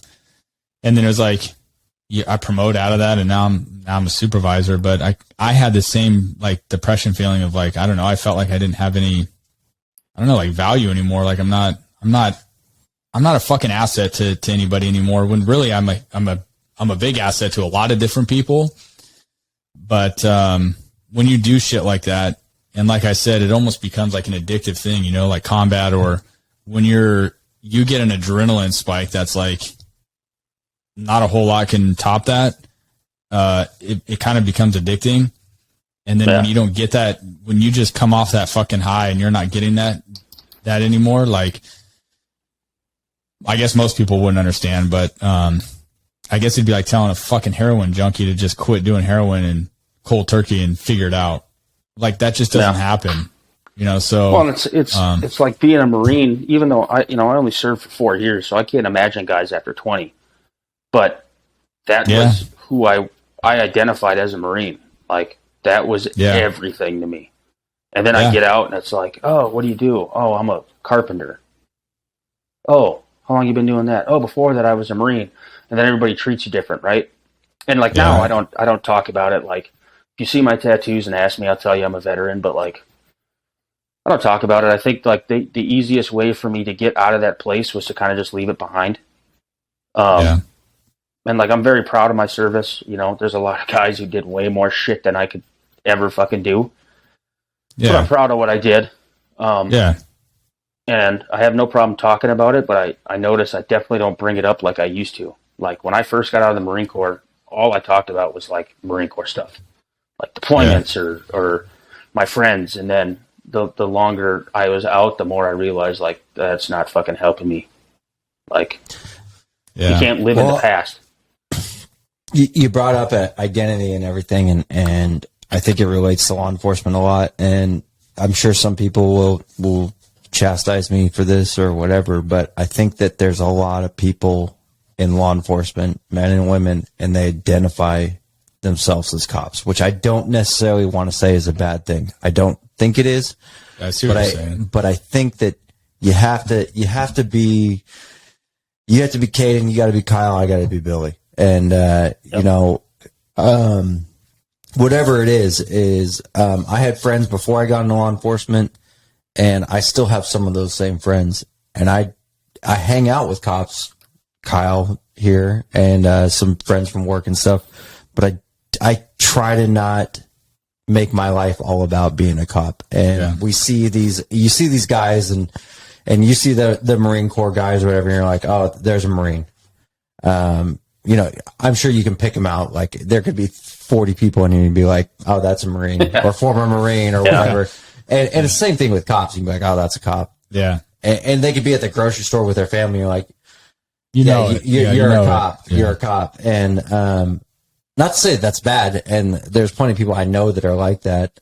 But I think that you just need to have your outlet, and don't let. While be proud, definitely be proud of, you know, like your service. You should be extremely proud. Law enforcement, I think you should be proud of what you do and what you're doing or what you did, no matter what it is. But don't let it define you as who you are. Exactly. You're beyond that. Not that it's a bad thing. Yeah, I think that it definitely should be part of you, but it's not your definition. Yeah, that was my problem, is it defined me. Now I avoid veterans. Like, I have some of the guys from my unit live within 20 minutes of me. I hang out with those guys, but like, I don't look for veterans to hang out with. Yeah. Most of them are just whiny bitches. A lot of veterans feel like they're owed something because they served. And I don't feel that way. Like, you signed up, you did it, you get your free college, and you get your VA disability. Nobody owes you a thank you. Nobody owes you a fucking thing. I feel the same. I disagree with you. I do think we owe you a thank you, but maybe not, you know, like. Yeah. I feel the same way. Like, you know, like Billy just said, like, there's, and I'm sure people that listen to this, you know, are feeling the same way, where like, yeah, I have a very small group of friends from work or in law enforcement in general that maybe I don't even work with. They work at different agencies, but like I have a very small group of friends. And when I mean very small, like I mean a hand, less, I can count on one hand how many guys in law enforcement that I hang out with. Yeah. Because like you just said, dude, I don't want to talk about that shit outside of work. And I kind of see it more like obviously the newer guys because they're super fucking pumped on like being a cop or whatever, but all they want to do is hang out with each other and talk cop shit outside of work. And their wives are like, this is fucking stupid. Like I want to leave, or whatever, because they're just talking cop shit. Yeah. But like, I don't do that. Like I hang out with, I have barely any friends anyways, but the friends I do hang out with for good reason. Yeah, they're not in law enforcement. I just want to fucking hang out with some buddies. I don't want to talk about work and shit that I've done at work because people like to ask about it. And if people ask, like, whatever, I'm an open book. I'll tell you. I don't care about that, but it's like, I'm not going to go out and seek that. Like, let's talk about war stories and the shit that I've done at work. Like, that's not me. And it helps your psyche by not doing that. Like Billy just said, like, dude, even when he and I hang out, like, we'll have beer and shoot the shit, but very rarely do we ever even talk about work. Like, oh yeah. Like, I mean, not that I don't show care. Is a fucking enough of talking about work. I think, like, I mean, it's just not healthy to me, right? Like defining yourself by that to me is not healthy. And well, correct me if I'm wrong. I think I've learned more about your work life or work career or whatever from this show that we're doing than I had by just hanging out with you, because we're forced to talk about some of these things, which are good that we're bringing them up. And I do honestly think that we're bringing them up for the right reasons. But, we don't sit here and drink beer to copious amounts sometimes. You just share war stories. Talk about, I did this day, I did this day, I did this day. And you're like, oh, cool. Like, fuck yeah, you're so good. I love you. You're a great person. Yeah, let me drool all over you because you're a badass. Like, nah, fuck that. Like, we don't look do at that him. He's stuff. A pretty motherfucker too. Yeah. Fuck him. Yeah, he's very, very pretty.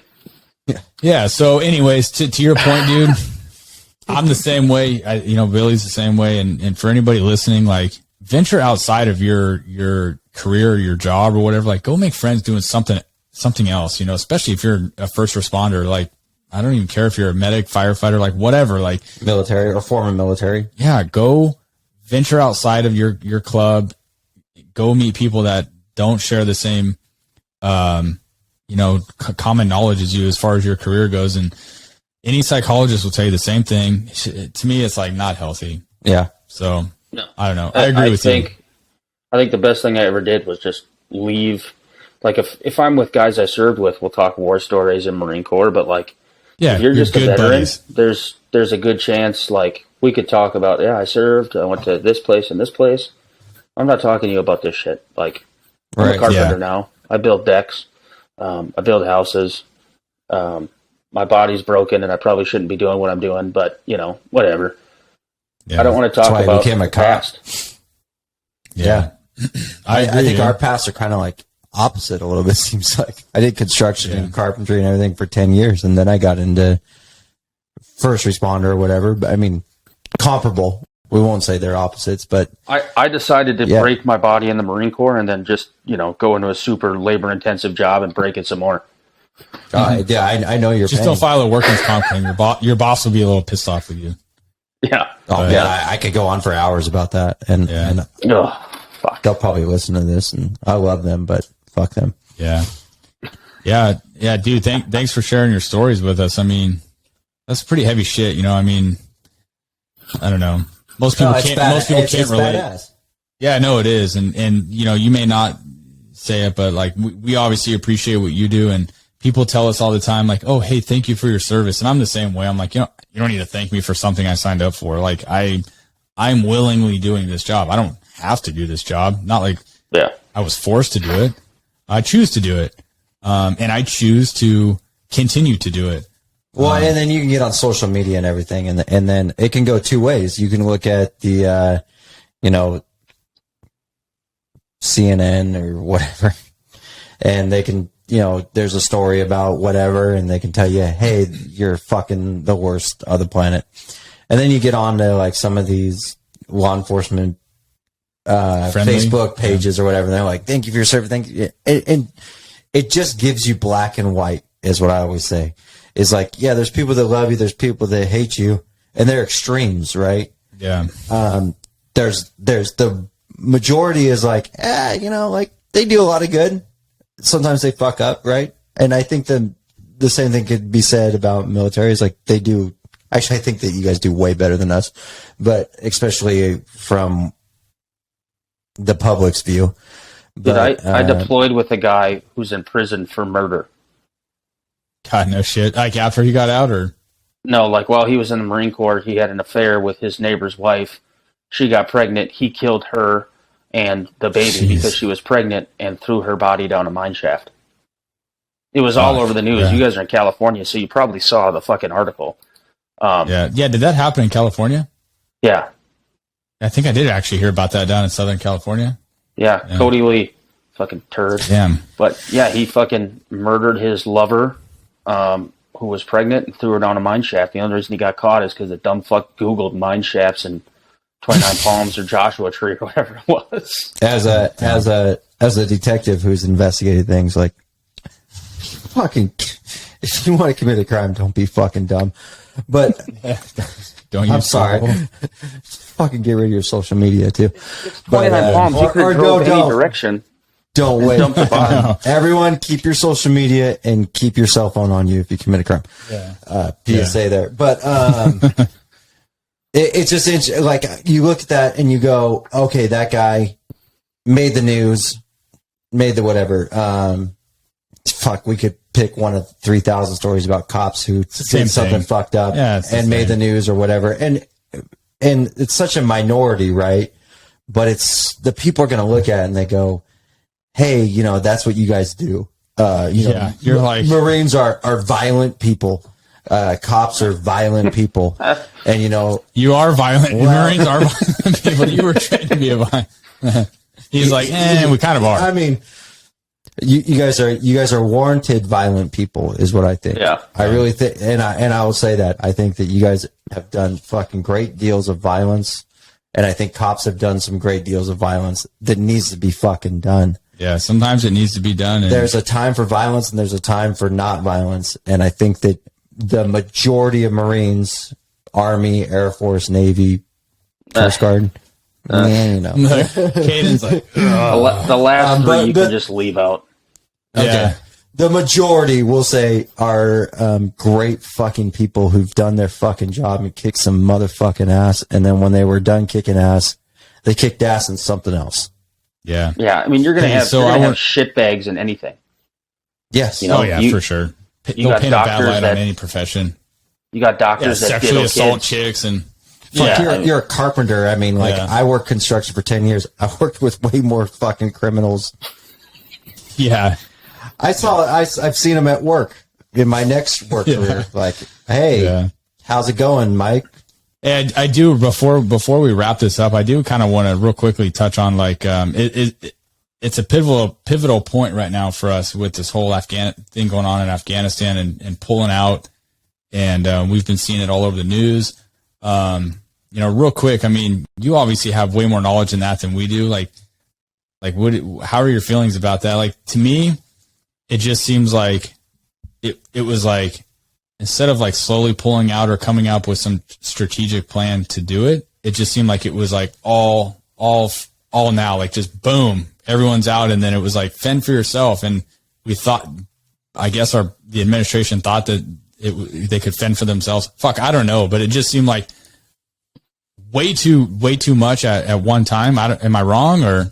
No, I mean, first of all, the administration, fucking guy doesn't even know how to tie his own goddamn shoes. But, if you look at World War II, we have a base in Japan. We have a base in Germany. We have a base in Korea from the Korean War. If you want to fight people, kill people, make life better for the local people, then you need to keep a presence in that country to ensure when shitheads kick up, you can go stomp them back in the fucking dirt. The problem with Afghanistan is most Afghans aren't educated. You know, you can take any American for the most part and make them a lethal warfighter. Most Afghans can't even figure out how to do a jumping jack. I think I saw that YouTube video, but go ahead. Yeah, like that's a real thing. So you have to leave. And the way we left Afghanistan, they left in the middle of the night. Literally, a convoy rolled out of Kandahar in the middle of the night, and they just disappeared. We spent 20 years over there shedding American blood and Afghan blood because the Afghans were fighting with us. We battled and battled to take ground and hold ground. A lot of fucking dudes died and got fucked up and never came back the same. And in 9 days, the Taliban took it all back. I think that seems fucking crazy. You know, I'm bothered by it because, you know, part of it feels like it was a waste. It was a waste of life. Yeah. It was a waste of money. It was a waste of time. But it's not a total waste because I made memories. I made things better for the people when I could make things better. Yeah. We killed a lot of fucking Taliban. But, you know, we did a huge disservice to, like, the interpreters. I mean, I've been talking to my terp who lives in California now, and I got another terp that lives in Australia, but, like, their families are still over there. There was a big push on Instagram, and we managed to get another interpreter out. But, like, those guys were on the front lines with us. Some of them had their families murdered. Some of them went home to see their families and got killed by the Taliban when they got home. We owe it to those interpreters to put them on a fucking plane and make them U.S. citizens. Because without them, we couldn't have done our job. And you can't stay and fight in Afghanistan. Afghanistan is the graveyard of empires. No fucking army has ever came into an Afghanistan and won, right? I know everybody likes to talk about, fucking Taliban, they're all fucking stupid, la-da-da. They are hellacious fucking warriors. I have a lot of fucking respect for the Taliban. I think they're pieces of shit, and I wish we would have killed more of them. But they fight, and they fight fucking hard. And they are very hardened people who are born into war and live war every fucking day. Those guys will take a fucking 90-pound machine gun and run up the mountains faster than you could drive a truck up it. They are hard fucking dudes. Yeah, I think when you strip away the evilness of them and you just talk about, like, the heart and will that they have for the cause that they believe in, you're right. Like, how could you not? I'll take a fucking guy like that beside me any day. They're fucking warriors. They really are. They're warriors for the wrong cause. But it's what they believe in our thoughts, in our opinions, and in most of the fucking world. But they are warriors, but for the wrong cause is what I would say. I mean, those dudes stuck it to Russia. Those dudes stuck it to us, and we have night vision and lasers and planes and tier 1 operators and fucking you name it, we have it, and they still fucking pushed our shit in. But, you know, the problem is now you pulled out like a fucking coward. And all the schools we built, all the trillions of dollars we wasted. You know, I got a buddy, Cody, who was a special operations guy for 15 years. And, you know, he had a post talking about, you know, it wasn't wasted, but Cody's like, we had to get the fuck out of there. And that's a guy who did like 11 combat deployments or something. But I feel terrible for the Afghan people. Like, I reached out to my terp this morning and I'm like, hey man, I'm sorry we failed you. Like, little girls are going to go back to being sex slaves. Women are going to go back to getting beaten and murdered. I just read an article today that a Afghan interpreter got caught. They hung him in the street. They cut his arms off. They melted his DOD ID into his chest, and then they gang raped his 10-year-old daughter right there in the street. Jesus Christ. That alone makes you just want to go back. Like, I'll sign up tomorrow. Yeah. Would we ever win a war in Afghanistan? Not unless you're willing to do what we did to the Japanese in World War II. We have to kill everything. We have to drop nukes. Just everything. We have to make them understand that we are not to be fucked with. So no, we would never win in Afghanistan. But I feel we would never do terrible. Terrible. Yeah, and that's that is terrible. the fucking problem, man. The American people can't stomach what has to happen in war. Yeah. If you want to go win a war, then you keep the goddamn cameras out and you let me go to work. And you let me carry the burden of what I have to do to make sure that another 9/11 never fucking happens. But those fucking people deserved better from America because we sat there and it took 20 years to get them on our side. I mean, it took 20 years. There's remote parts of Afghanistan where like army units would go and they thought they were fucking Russians. That's how out of tune they are with the world. With anything. Yeah, that's crazy. They're like, oh, are you guys, the Soviets are still here? And like, no, we're Americans. Yeah, they're like, it was 20 years of bullshit we fed to them. Like, we're going to help you, we're going to support you, you're going to have a free country. In 9 days, the country was taken. And it's back to Sharia law and horrible, horrible conditions. And I see all these stupid fucking celebrities making posts about, we have to help the people of Afghanistan. You want to help the people of Afghanistan? Stop voting for the dumb shit fucking Democrats you put in office. Because they're the ones that keep fucking this shit up. Yeah. yeah.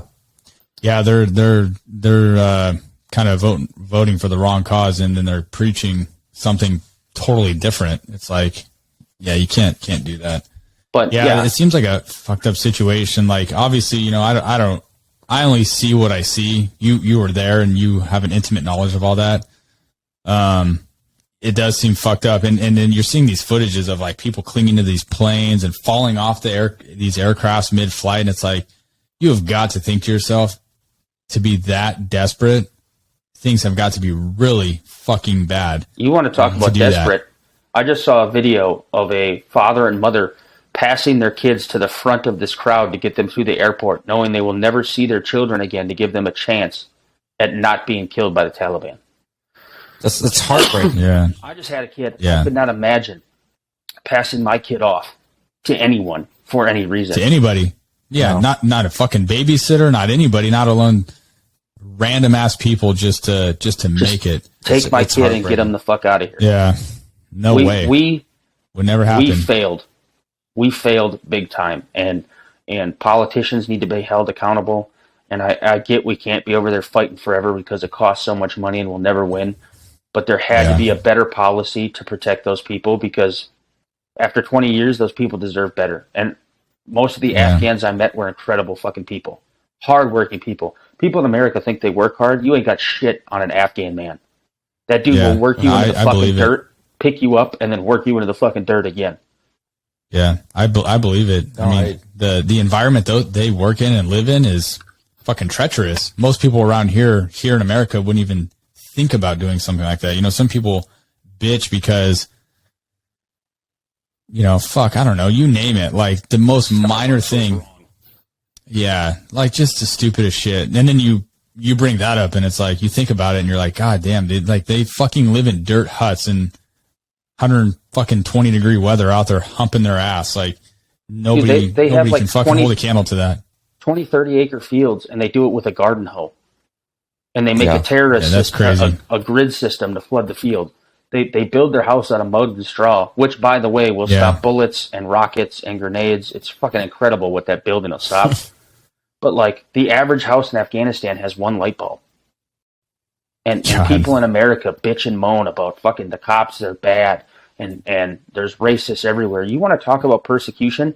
Go spend 1 week in Afghanistan. And if you make it out alive being white or black or anything other than an Afghan Muslim, you'll come back to here with a whole nother fucking appreciation for what we have here.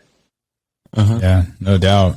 Yeah, that's wild. Well, we'll see what happens, from here. I mean, obviously this is all unfolding and we don't know what the future holds, but I guess we'll see, huh? I mean, who knows? I hope to God I hope they do right by everybody who worked for us while we were there. I mean, my Terps are here, but if I heard that my interpreters got killed in the street, I'd be fucking pissed. Because those guys worked with us, no gun. They were in the shit with us every fucking time we went out. And they knew if the Taliban could figure out who their families were, they'd murder their families. Those guys gave up everything. And we just left them there to fucking die. Yeah, it's fucked up. Craziness. Well, there are a lot of things going on social media right now where you can donate to bring those guys over here, or if not here, to at least to a safer area, so they're not affected by that. So if you see something like that online on a social media account or whatever, obviously make sure it's legit. But there are things that we can do to help that out. Am I wrong? No, yeah, there's some funds going on. Some Instagram pages are doing something. But a side note is, like, to any guys that served in Afghanistan, like, don't feel like your service was wasted. Don't feel like your friends died for nothing. At the end of the day, I don't give a fuck what the politics were. I fought for my brothers to my left and right. I would have died for my brothers to my left and right. Everything was done for you. You know, your buddy that took that round, he didn't die for fucking Obama. He didn't die for Bush. He didn't die for Trump. He died so you didn't have to. Yeah. And you made an impact. And he'd do it again, probably. In a heartbeat. Oh, yeah. You made an impact on the Afghan people while you were there. We sent a lot of them motherfuckers to hell. Mm-hmm. Be proud of what you did. Hold your head up high. Don't feel like it was a waste. And hold your fucking politicians accountable. I know it's hard because they can get away with murder. Hillary Clinton. But, you know, just be proud, because honestly, I foresee more veteran suicide because of this. Yeah. Because a lot of guys are going to be like, well, I'm all fucked up in the head. And what was it for? It was for nothing. Yeah, I agree. It definitely was not for nothing. No, definitely not. And even in those 20 years that we were engaged in that, like you made a profound impact in those 20 years. You know, so yeah, well, thanks for that. I mean, do you have a PSA or something you want to throw out there? Do you know of a nonprofit or anything that, people can go to either donate or help out? I know, on my page, there's a couple guys, I don't know if you follow, like Sean Buck Rogers has a thing going on right now. He's raising some money. Good old Sean, huh? There's one. So wait a minute. I'm just going to pop up. There's a GoFundMe for the Emergency Flight Fund for at-risk Afghans. There you go. And they're at-risk Afghans? Yeah, what the fuck is this? It's on... I don't fucking know. Send it to Kyle. Maybe he can put it on Insta or something. I'll do that. I'll send it to you. I'll get it out there. We'll get it out there. I mean, there's a lot of shit out there right now where we can help these interpreters out and get them safe. I mean, like Kaden said, I mean, they risked everything to help us, and then it feels like we just abandoned them. Yep. So we need to do our part and help out. You can write your congressman and be like, hey, I got a fucking Afghan Terp and I want him fucking brought here, because there was supposed to be a program. It was supposed to happen for him anyway. And like, you know, America does with everything else, they failed. They'd rather have illegals and drugs come in than fucking people who deserve to come in. Whatever. We're going to get into politics. I'm going to get fucking pissed. But, I hope we can at least get those people out, because those people fucking deserve it more than anybody to come live the American dream.